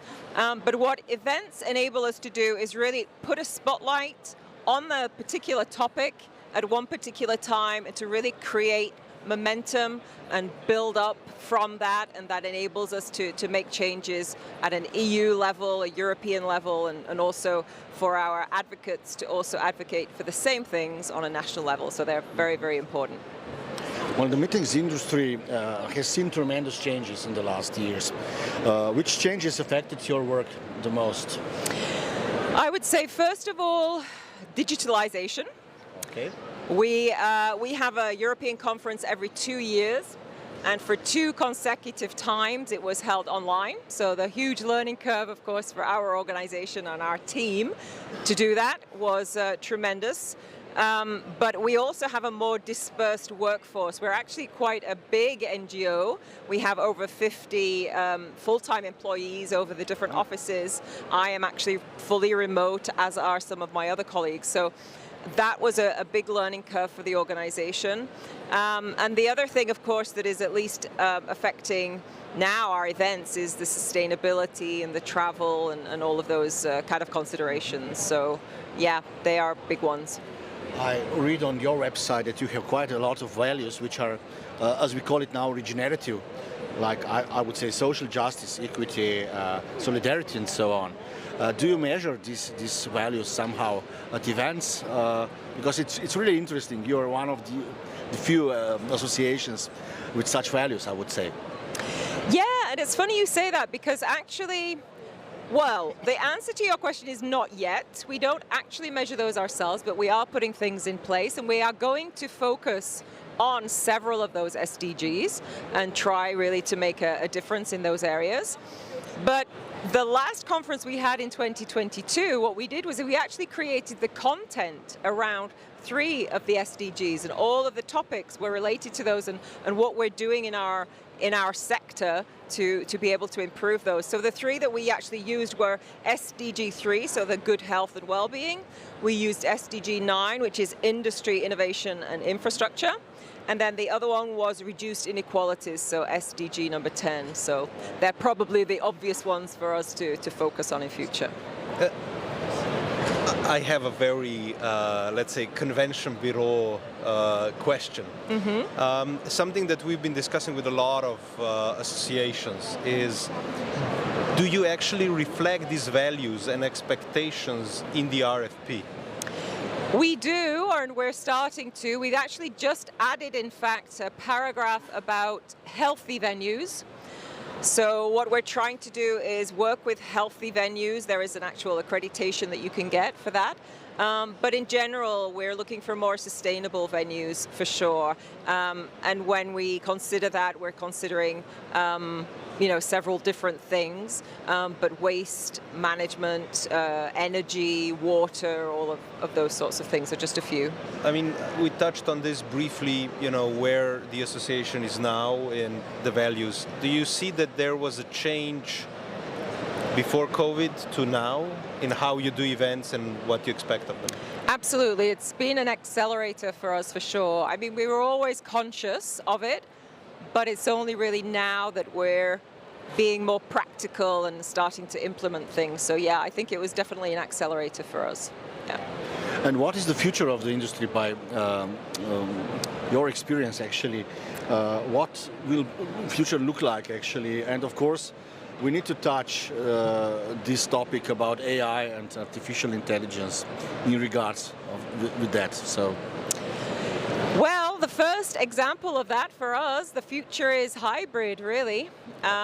What we're doing is next year our conference will be hybrid, which we have not done before. And in order to enable that to happen, because we all know the challenges of hybrid and the additional costs, we're doing a few things. So we are, first of all, limiting, in fact, the number of people in person and trying to increase the number of people online. What we're finding in terms of challenges are we are therefore gathering fewer people together, but we want during those meetings to have more transformational discussions, transformational outcomes. So impact and legacy are being talked about and are much more important, are really being embedded into the program from the beginning. But that also means we need different types of spaces. So we may only be 200-300 people in person, but we need much bigger rooms because we need space to move, to talk to each other, tables and chairs. So that is a challenge we're finding with venues, in fact, is we're almost paying double for, half the people or the same amount of people. So that's a bit of a problem for us, yeah. What would you advise to somebody who wants to make a sustainable event? What matters to you actually? And what is important for somebody who wants to create a sustainable event? So I was talking actually, I'm a part of the ESAA, the European Society of Association Executives, and they've just created a working group actually to start talking about this. And the 4 pillars that they talk about in terms of sustainable events are travel and accommodation, first of all, reducing the emissions, let's say, from those 2 areas. The second is production and waste management. The third one is around food and food waste. And then the 4th is energy consumption. So anyone looking into it, I would say those are the 4 main areas to be looking at. I think you have a very, let's say, very up-to-date way of looking and running an association. I think that's really valuable because there's a lot of conversations about exactly, what you're talking about. But let's say a lot of our conversations with meeting planners or organizers of events or whatever, they are trying to go in the other direction, saying, digital is dead, hybrid, we don't want to do hybrid, it's all about live events. But you're doing something that is going in the opposite direction because, from what I gather, is you found it valuable because you can create a more democratic approach to whatever you're trying to say. Exactly, because when we talk about DEI, we're talking about inclusivity. So we have people in our community who are vision impaired or hearing impaired, or they have physical disabilities, or they are in wheelchairs, for example, so reduced mobility. And so we really need to be making our events accessible to everyone. And so coming back to the AI point, at our next conference, we're also having closed captioning. Not only in English, so that the English version will be a live translator actually correcting. And then from that, we are able to translate that into using AI into up to 12 languages we will be providing. So, you know, working with technology to really enable you to broaden your outreach. Already with hybrid, that's what we're doing in terms of geographical reach. But then imagine that, you know, multiplied by 12 by, you know, the different languages we're also proposing. So yeah, I think it all goes together. I'm not saying it's easy, but it hopefully will all come together. You're really tapping into the possibilities provided by technology. I mean, you mentioned AI briefly. We talk about AI a lot. Is there other places where you see AI actually helping you run your association and do events? For events? As well, but also running the association. Yes, I mean, we're using a lot more technology in general, of course, in our organization.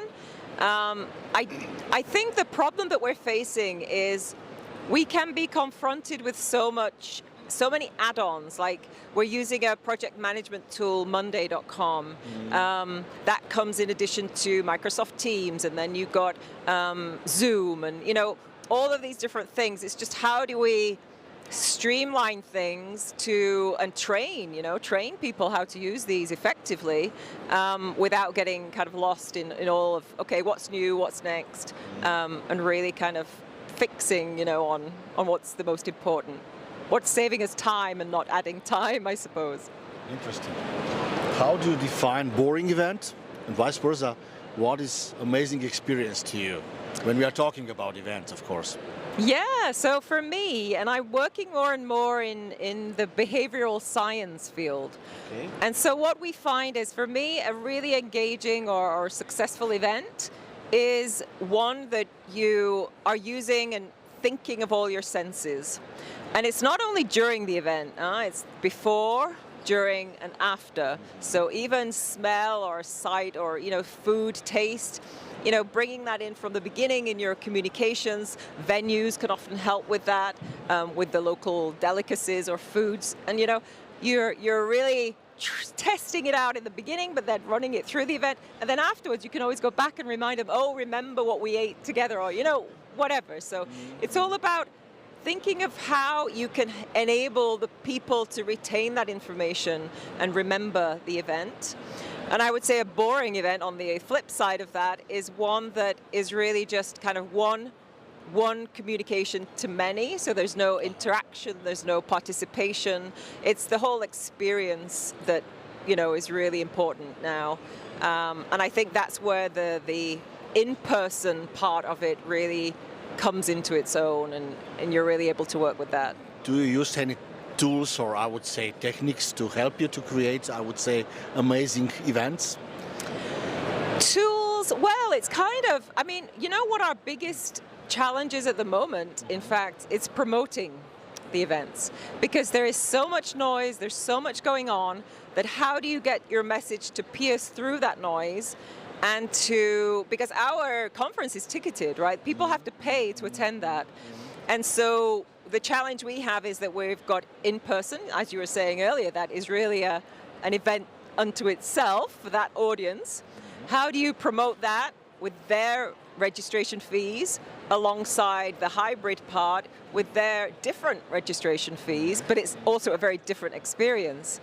So in fact, we're trying to think about how to promote the conference effectively to the different audiences, and it's challenging, to be honest. I'm happy that you mentioned that hybrid is not dead. So basically we have a proof that this is still a good concept, actually, if you have such a clientele behind. So we usually finish with short fired questions. Mine is walking or running? Walking. Can you explain this? Just me in general, I love walking, and I'm a big walker, and I run myself a little bit, but what I find, and as well in sustainability, what I find is slow and steady wins the race, right? We have to start somewhere. We, for our next event, are using a software, so a carbon emissions tracking software called Isla. It's traced by Isla. And what we've said to ourselves is, you know, it's daunting, right? Everything that could be done in terms of this area. but you just have to start somewhere. So at least we can start tracking our speaker and staff travel using this tool, and then in future years we'll also then start adding on like all our venues, all our suppliers, they will have access to parts of this tool where they'll also be able to input all of the emissions that they're producing, and we'll have, you know, nice kind of benchmark then to start somewhere to be able to improve. Really interesting. Another short question: the mountains or the sea? Oh gosh, that's a hard one. I don't know. Personally speaking, probably the sea. Probably the sea. Thank you very much for coming to Ljubljana Talks. You're welcome. And this was a very interesting conversation, because I think it kind of shows the other side of the conversations we've been having. And it's really, really valuable to see what you are doing with the association, and best of luck from our side. Thank you very much. Yeah, I've enjoyed it. Very much. Thank you. And we'll be back shortly.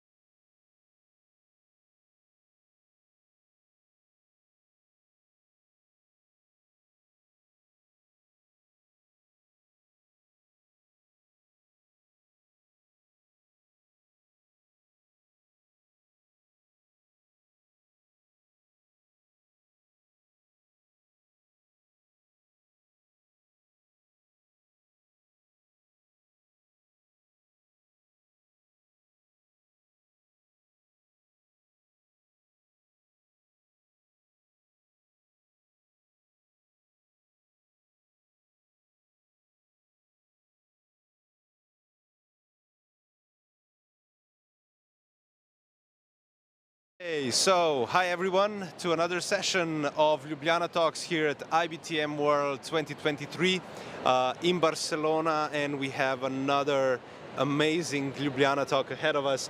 With us, so with Gorazd, we have a new person to talk to because we've gone through a lot of conversation. Christine Renaud, CEO of Braindate. Yes, hi. Thank you very much for taking your time, and I want to pick your brain about Braindate first. I can talk about it? Braindate. I'm ready. I'm ready. What is Braindate? Tell us more about it. So Braindates are, Braindate is a technology. Braindate is a web app, and what we want to do and what we do is we help people to learn from each other. We started in coffee shops, so at first it was a citizen initiative. But in 2013, the event industry got noticed that that could be a good idea for places where people gather to be inspired and to learn and to meet amazing people. So we actually started working in the event industry with our first collaboration with C2 Montreal in 2013. And now we're working with hundreds of clients, helping participants at conference learn from each other and not just from the expert on stage. And it is something that is basically, the experience is designed on the preferences of the individual, right? So the individuality as an element of the meeting's experience as such. How do you see it? Absolutely, and we really believe that everybody has knowledge or experience to share that is valuable for other folks. So we don't embrace this notion of like the haves and have-nots of knowledge. You know, some people are experts, some people are learners. We don't embrace that definition of human beings. We really see any human being, even if they're 13 or 6 years old or 85 or 20, as people who have valuable experience and knowledge to share with other folks. And what is your definition of learning, actually, if I ask you like that? What should be learning? Yeah. I love this question. For me, learning is a transformation. So when you think about learning as a room full of passive people that are listening to somebody and eventually get bored and look at their phones, like we all do during keynotes. So basically, for me, that's not learning. Learning is something that happens when you have a burning question, you have a challenge, you have an opportunity that you want to tackle, but you're not quite the person you need to be able to overcome the challenge or tackle the opportunity. And so you need to transform yourself in order to become the person who can actually tackle a challenge or seize an opportunity. So for me, learning has to be rooted in a meaningful life. This is actually very sustainable, what you are talking about. You actually put together definition what kind of industry we need to build up. But let me ask you a stupid question. What is for you a boring event and what is for you amazing experience? I love your questions. A boring event for me is an event where I feel alone in a crowd of people. You know, is an event where I don't feel I belong, where I don't find meaning for me. It's an event where I don't have a sense of a community. And you mentioned that it's, for me, a boring event is an event where I feel that there's one experience created for everybody. For me, learning is collaborative. It's rooted in relationships. It is experiential. You have to be active. Like I was saying, you have to have a meaningful, problem that you're trying to solve. And it is self-directed. It's something, learning has to be something that is directed by every single human beings. It's kind of the idea that, you don't help a flower grow by pulling on it. For me, you cannot make somebody learn if they're not actually interested in that transformation. That's such a great point you're making there. We are now at IBTM World. We are here in Barcelona. We have an amazing trade show around us. How would you implement, or let's say create an added value by using your platform in this case? Thank you for asking. I hope that Claudia is listening. So, I think in the name of that type of show, trade show, there's something I think that is pretty that limits the perception of who we are as human beings. I really think that as human beings, we can't just postpone one part of our identity for a moment. I think we're always whole. And for me, we're never just buyers or sellers. We're always full human beings. And I truly believe that everybody wants to grow and learn. So for me, I think a challenge we have in a context like this one is that it is transactional. And we're often perceived as a networking app, which we are because we help people to build their networks.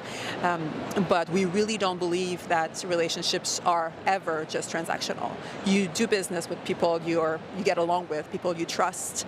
And that's why people still want to meet in person, post-pandemic. It's because we need to connect and to be face-to-face and to feel the other person and discuss, to feel if, okay, is this a good match? Do I trust this person?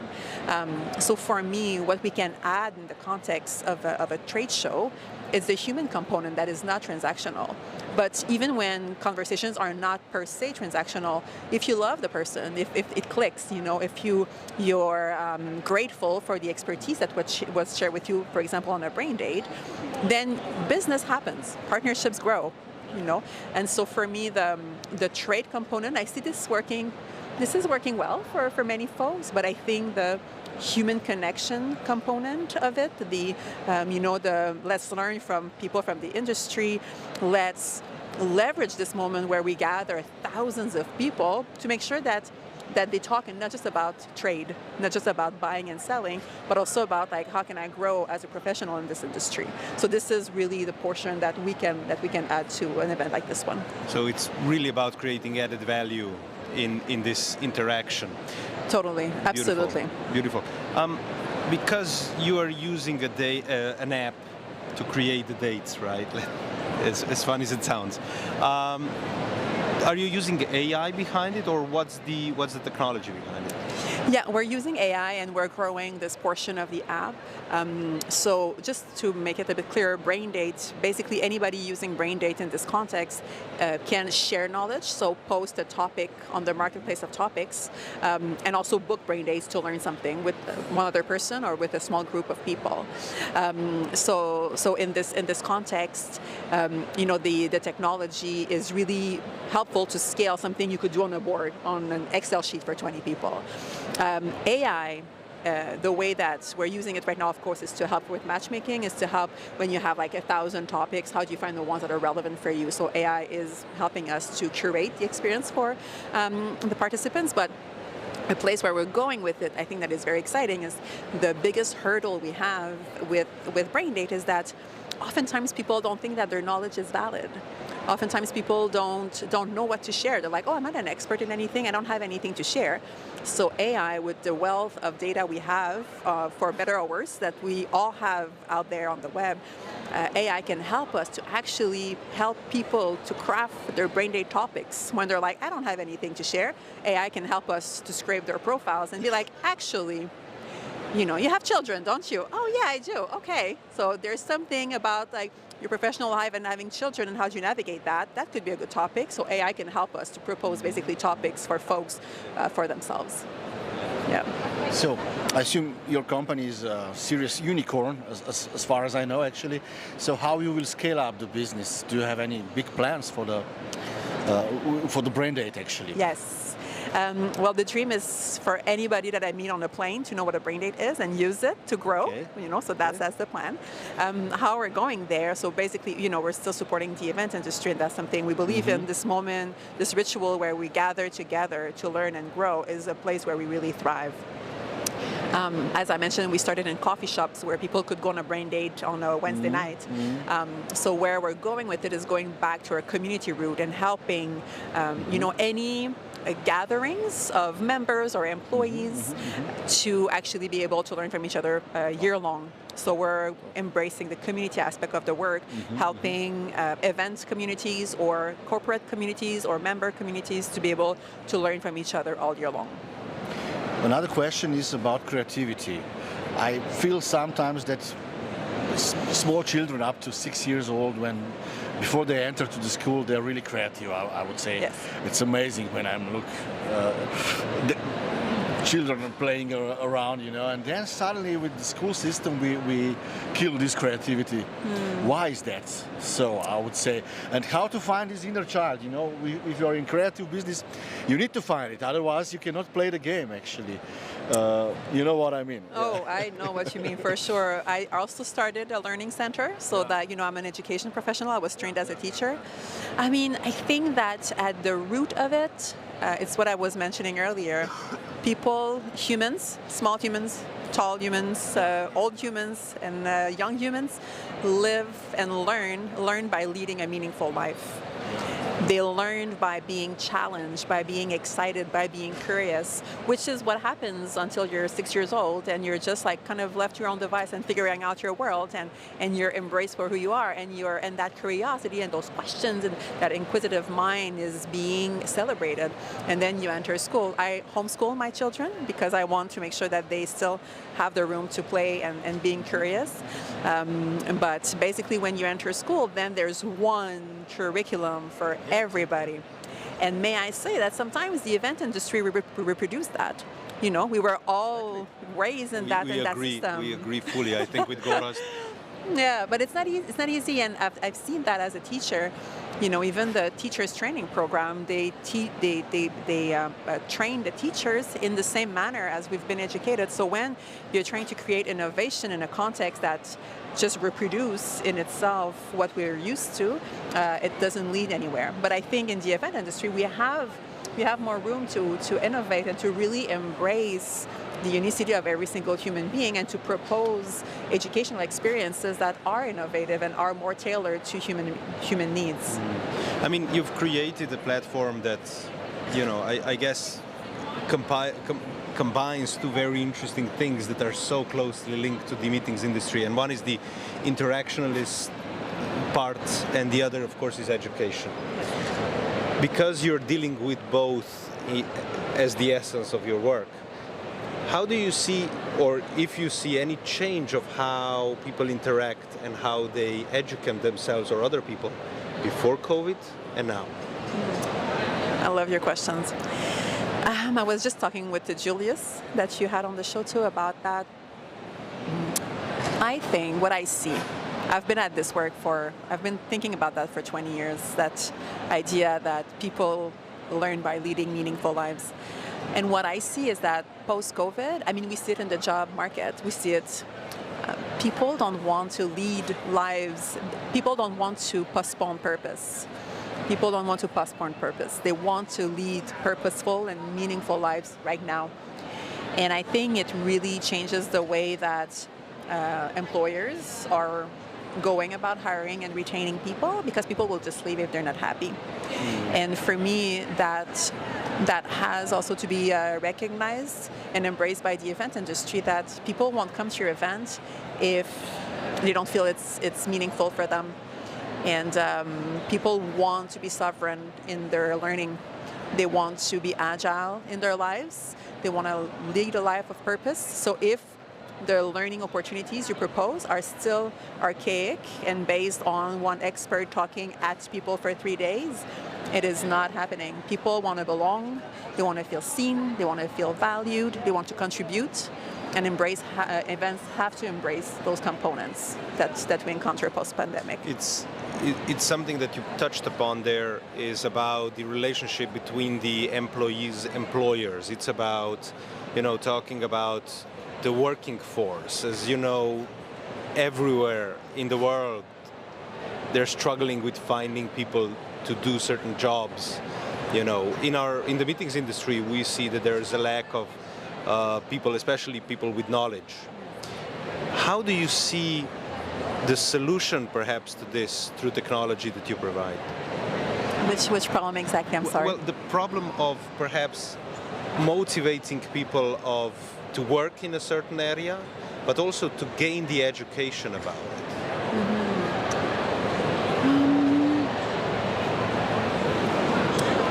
I think that, I mentioned that a bit before, but I think that humans don't want to feel, people want to feel whole at all times. They don't want to feel like, oh, now I'm a worker and then I'm a learner, you know. I think people when there's no growth, it's death.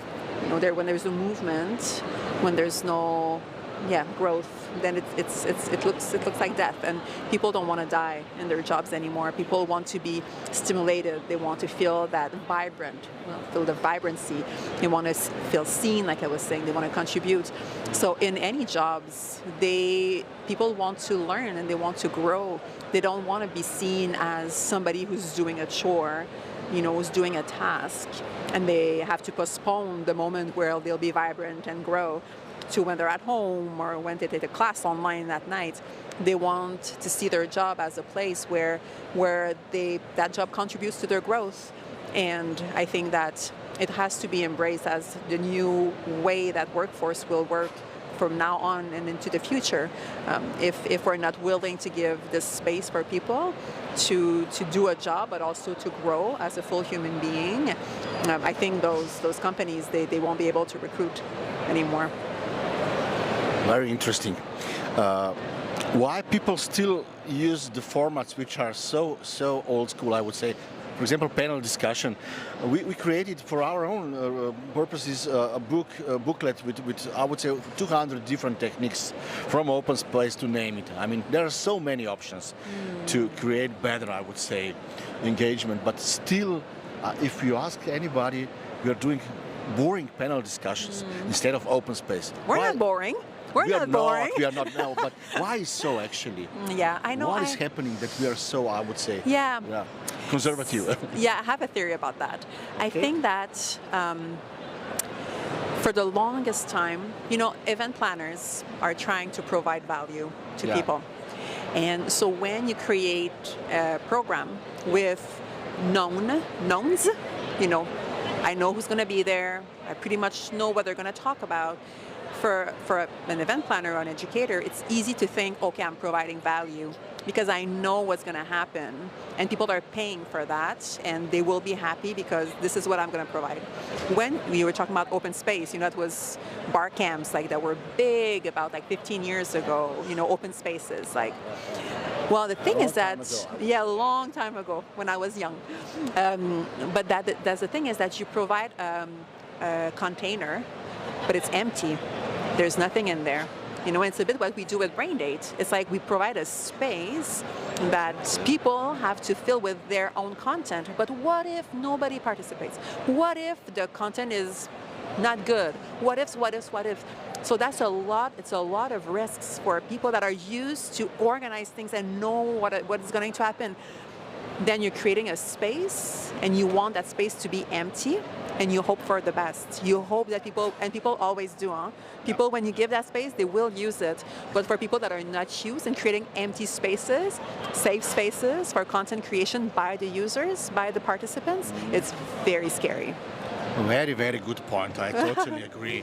But where do you find your inspiration, actually? What is inspiration for you?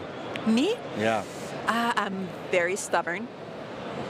I am very free in my mind. I don't like to feel contained. I love to explore. I love when everything is possible. I don't like no's. Super. So love it. You ask my husband. So you don't like comfort zone at all, actually? I don't. I really don't. I really don't. No, but sometimes I have to rest, like everybody. Sometimes it's good to, you know, feel like home. To feel.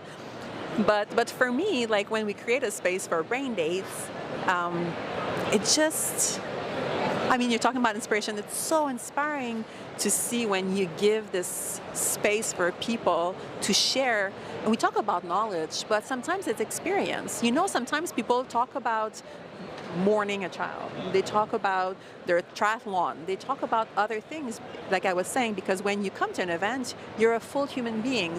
And yes, you want to talk about the event industry. And yes, you want to talk about, you know, Slovenia. But you also want to talk about, you know, my spiritual practice or my children. Or you want, and not, you know, not like for 90% of the time, but you want to feel seen as a whole being. So for me, human beings and their idiosyncrasies are so inspiring and so beautiful. Amazing. Well, we are almost at the end of our discussion, really interesting discussion, and we have some fire questions for you. Fun. Okay. Short ones, actually. So I cannot talk for too long. No, you can talk, of course. You can elaborate all the answers, actually. The first one is Facebook or TikTok. Stupid one, I know. No. Okay. I don't use TikTok, so I think I have to say Facebook. Okay, cool. The mountains or the sea? The sea next to the mountains? The sea with a view on the mountains? Fire or ice? Oh my God. I'm doing cold plunges and sauna right now, so again, love both. Intensity, I'll choose intensity. Walking or running? Walking or what? Or running. Oh, walking. Okay. I love walking. Why? Why you love walking? I find running annoying. I get out of breath and then I cannot see anything. I love walking. And really the last one, backstage or front stage? Front stage. Front stage. Cool. Thanks a lot for being such an amazing guest. Oh, you were Ljubljana wonderful Talks. hosts. It was really interesting, and we will definitely come to your presentation tomorrow. Please do. It's after the party. Nobody will be there, so at least I'll have you both. Perfect. Sounds great. Thanks again, and please stay tuned. We are coming back in 5 minutes.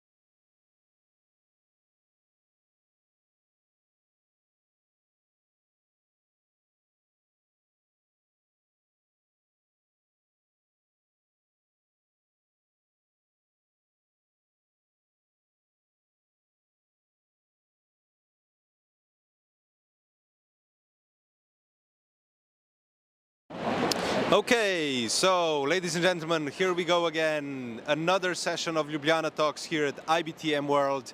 Here we are in Barcelona with an amazing group of colleagues from the industry. So with Gorazd, we are going to be talking with Mirjana Resner from Croatia Convention Bureau, Aleksandra Maksimović from Montenegro Convention Bureau, and Fredi Fontanot from the Slovenian Convention Bureau. Everybody, welcome to Ljubljana Talks. Thank you for your time. And let's start straight into it. I'm going to ask a question for all of you. What makes your destination, or what are you so proud about your destination that you're doing your job in a convention bureau? Okay, I will start first. Ladies first. Thank you very much for your invitation. When we present Croatia, we usually point out our beauty, because this is probably one of the most beautiful attributes, our beauty, stunning nature and cultural heritage. Then again, we point out our gastronomy, wine, then lots of options for activities. In all this nature, but also in the cities, there are lots of options. And then again, long tradition in meeting industry, in tourism, so we really have a great infrastructure. And the last, but not the least, very important, security. Safety in not just Croatia, but I would say in all our countries, is on very high level, and we are really proud of it.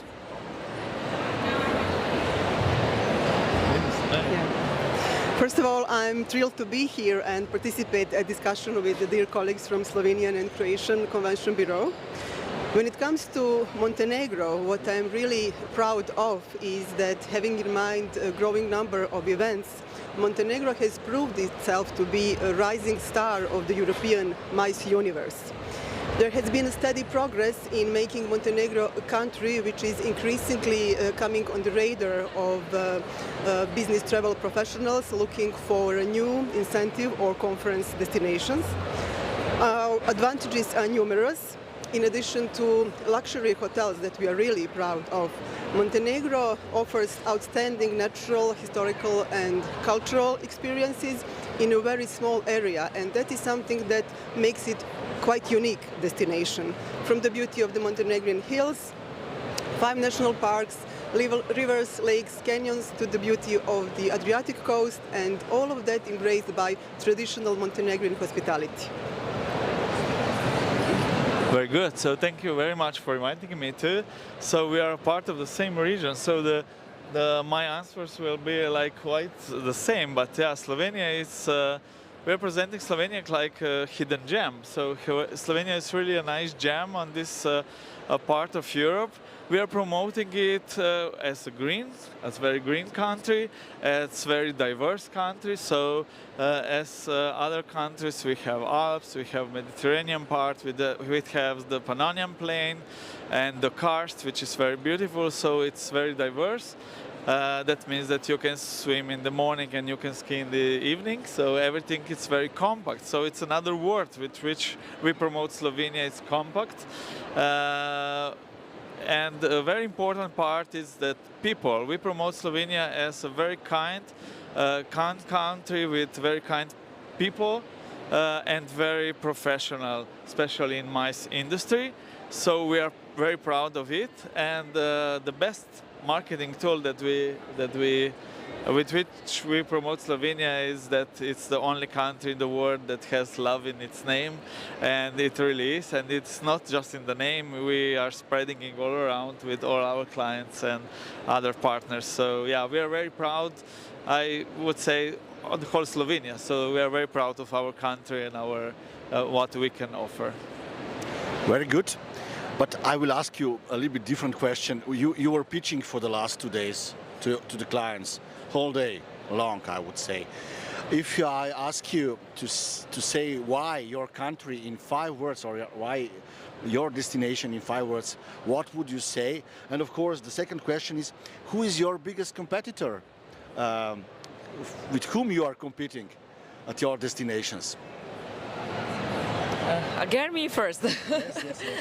Okay, well, usually we compare with Mediterranean countries. Why? Because our major overnights and arrivals from the guests are from foreign countries, and that's why they usually stay on the coastal part of Croatia. So that's why we are comparing with Mediterranean countries.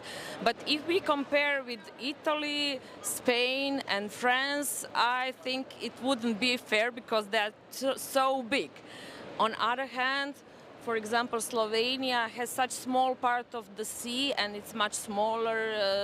Montenegro is also a smaller country. So let's say maybe Greece. But then another advantage of Croatia is we are more centrally positioned in Europe. So that's why we can't compare with the same attributes with other countries, but definitely, let's say, Mediterranean countries are something what we are looking forward to compare. 5 words? 5 words: location, position in the center of Croatia, then good infrastructure in the definitely hotels and offer what we can offer, beauty, cultural heritage, and food, wine, and safety. 7 words. Sorry. Well, Montenegro is the country that aspires to become one of the leading incentive destinations in the Adriatic region. And what we consider as our main competitive advantage is that there is a great number of tourism investments and a large number of hotels, luxury hotel brands who are present in our country, in addition to outstanding cultural and natural diversity, which provides unlimited opportunities for various activities. So recent years have seen a well-known upscale hotel brands invest in our country, and I'm really proud to say that today Montenegrin part of the Adriatic coast is home to first European one and only hotel and many other hotel brands such as Regent Porto Montenegro, Čadi Luštica Bay, Hyatt Regency since the last year, Niki Beach, and other 5-star luxury hotels and resorts that attract events by themselves. When we are talking about competitors, I would say that to some extent both destinations who are here today are among our competitors. Comparing to Croatia and other Mediterranean countries, we are competitors not only in meeting industry and business travel, but also in leisure, due to the part of the coastal, due to the offer of the coastal part of our country. As for Slovenia, there is a natural diversity in a small area of both countries that makes us competitors, but I would say that also our destinations can be quite compatible, you know, and we can support each other. For example, guests who are coming to Croatia, they can take Dubrovnik connections and to come to Montenegro, or if they're staying in Dubrovnik, they can have daily trips to Montenegro. 5 words? 5 words? Outstanding nature, luxury in a small area. Just to help you a little bit. Cool city for great meetings. Which city is that? Cool city for great meetings. Ljubljana. Of course. Sorry, that was to help you. It was an introduction. So, yeah. So advertising. My answer will be a little bit maybe different, but I would say Slovenia is so specific, it's so different, it's so unique that we don't have competition. So we are like a special country, the only one, and we are like, of course, the 5 words will be diverse, will be compact, will be green, will be kind and lovely. But yeah, because of all this, especially diversity and the location and other things, we are really special, and we have a little bit issue to bring people in Slovenia for the first time, but when they come, they just fell in love and they want to return. So I think the mix of all of these words it's what is doing us. I need to jump again. Okay. Yesterday we hosted Baltic Tigers. They were quite shy at the beginning, as it should be for Baltic people. But then at the end, the Tigers stand up and they said why they are so good and so on. So how you can define why we invited you and name you Adriatic Lions? Do you have any idea? Well, probably because we are so attractive and we can offer lots of possibilities, not just for the meetings, but generally, as Aleksandra said, also for incentives. Definitely Croatia is for the small and medium-sized events. So that's mean, I would say up to 1,000 is something what it's okay for Croatia. But yes, also this more options for the flight destination like Zagreb, Split, Dubrovnik is also our advantage. Then we have lots of islands and also islands where it's possible to have not just small meetings but also big meetings that are good connected with the land. So this, let's say, climb, hospitality of the people, good service and excellent, let's say, infrastructure with good practice, because we have really long tradition also in meeting industry. Let's say the first meeting in Opatija was 120 years ago. So even though it's not so well known for international meetings, Opatija is one of the best destinations for our region, because it's neighboring country of all our countries, for example, Ljubljana, Slovenia, Austria. So that's some of our advantages, yeah. And that's why probably people also know Croatia not just for the meeting but also for the leisure. So that's why they sometimes call us Lion. We are small, but also very important. Lots of, for example, today we had lots of meetings with American market, and all of them know and heard about Croatia. So it's really good for such small country. Same question for me. Yeah, I think that there is a great potential of Adriatic region for the MICE industry. We still have a very good reputation, but I think that we are still not so well known as we should be. But in a meeting industry, that may be an advantage, because we know that buyers are looking for new undiscovered destinations. And also the advantage is that we are quite close to some of the most important travel markets. And also we can provide a variety of experiences. I think that Adriatic region cultural heritage and scenic locations could be leveraged to offer with unique meeting experiences. So incorporating local culture, cuisine and activities into events can add a distinctive touch. Yeah. Fredi, what do you think about the Lions? About the Lions, yeah, I was thinking about that. So we, as all three countries on this Adriatic part, it seems that we are like some kings of the MICE industry. So, and we are maybe not yet, we are still a little bit small, but we can be a very good kings on that part. And we can lead the industry in that part of the world, because with all, as we said, all that we can offer, all that we have, because of the location, we really can manage it. So I think, yeah. I hope I didn't stop you from finishing, but I have a completely different question. So now we are at IBTM, right? So how do you see the trade show business in the position of marketing of your destinations? Who wants to start? Fredi, will you start? Well, I will start.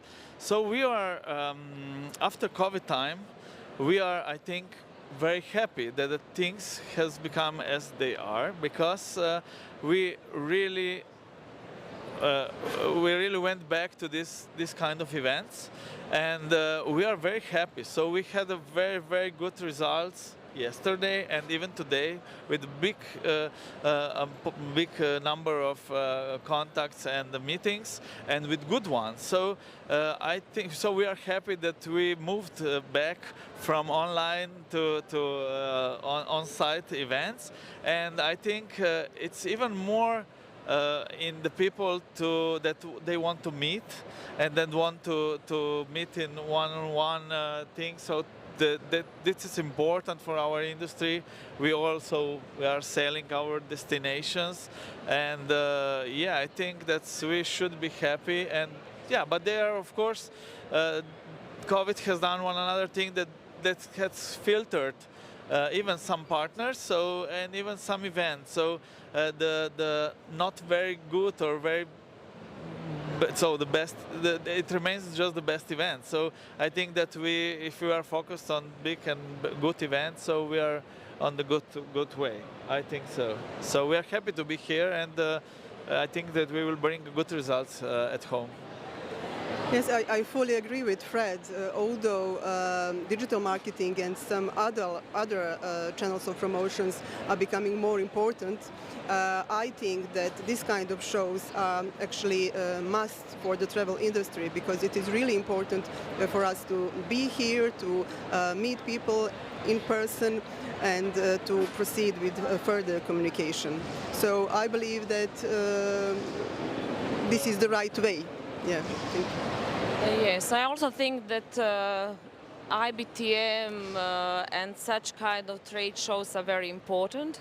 The same as the B2B MICE workshops, something like this, to see live people. But again, we are also aware that digital marketing, content marketing, it's also very important, because we have to be all the time with our public, with our clients, in the contact. So yes, combination of all of this, let's say personally contact, then fam trips, for example, that's also very important. I think this combination is the winning point. Okay, we talked a lot these 2 days about two topics, and I will address these topics now, and you will comment this a little bit. The one buzzword was AI in all kind of variations, I would say, and the second one was about sustainability. So maybe just a short comment from all of you about that. What is happening in your countries regards that? Is AI dangerous, or is AI our friend? Well, okay, I can start. Well, I think it's not a danger. But it's a capability to use technology and to be for us more productive, let's say.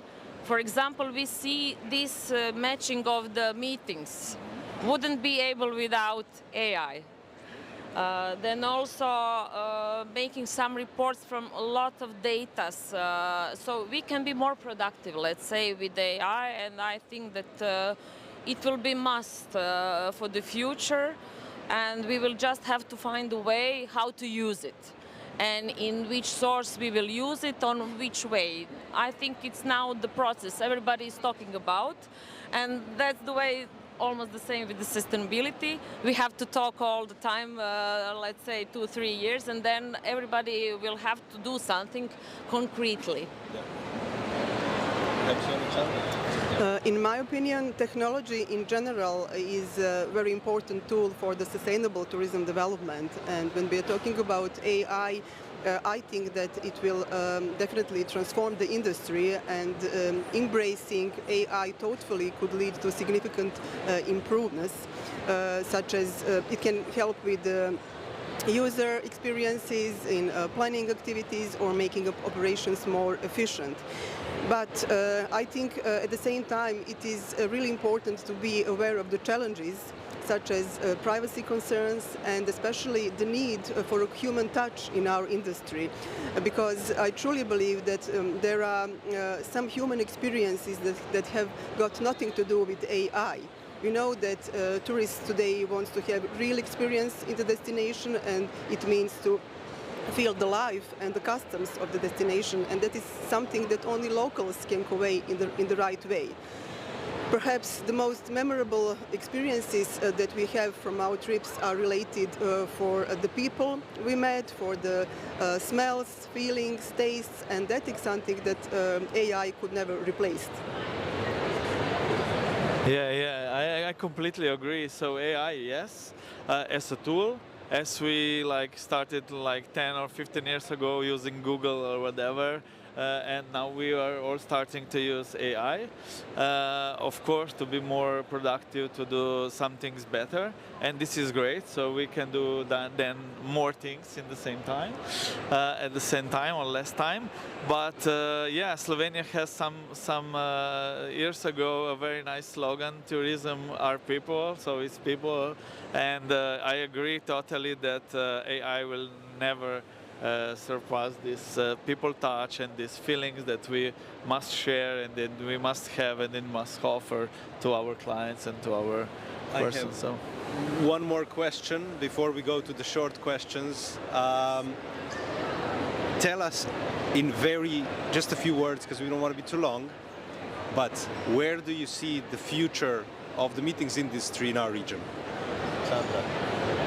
Yeah, I think that the future of the meeting industry in the Adriatic region is quite bright.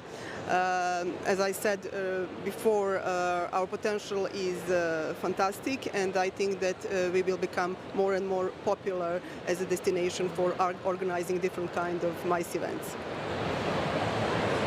Yeah, I will jump. So it's I agree, and I see our industry as on the region working much more together, be much more connected, and promoting the whole region, even on especially on some markets together, because we are really similar. So we have similar approaches. So. Yeah, I see, but I'm very, very positive, so we really can lead and we can be, of course, if you ask me for Slovenia, okay, so we must be the leader of that in the region, but never mind, okay, we will work on we will be more connected and we will work all together, okay? Okay. But lion is not super important in lion's life. Yeah.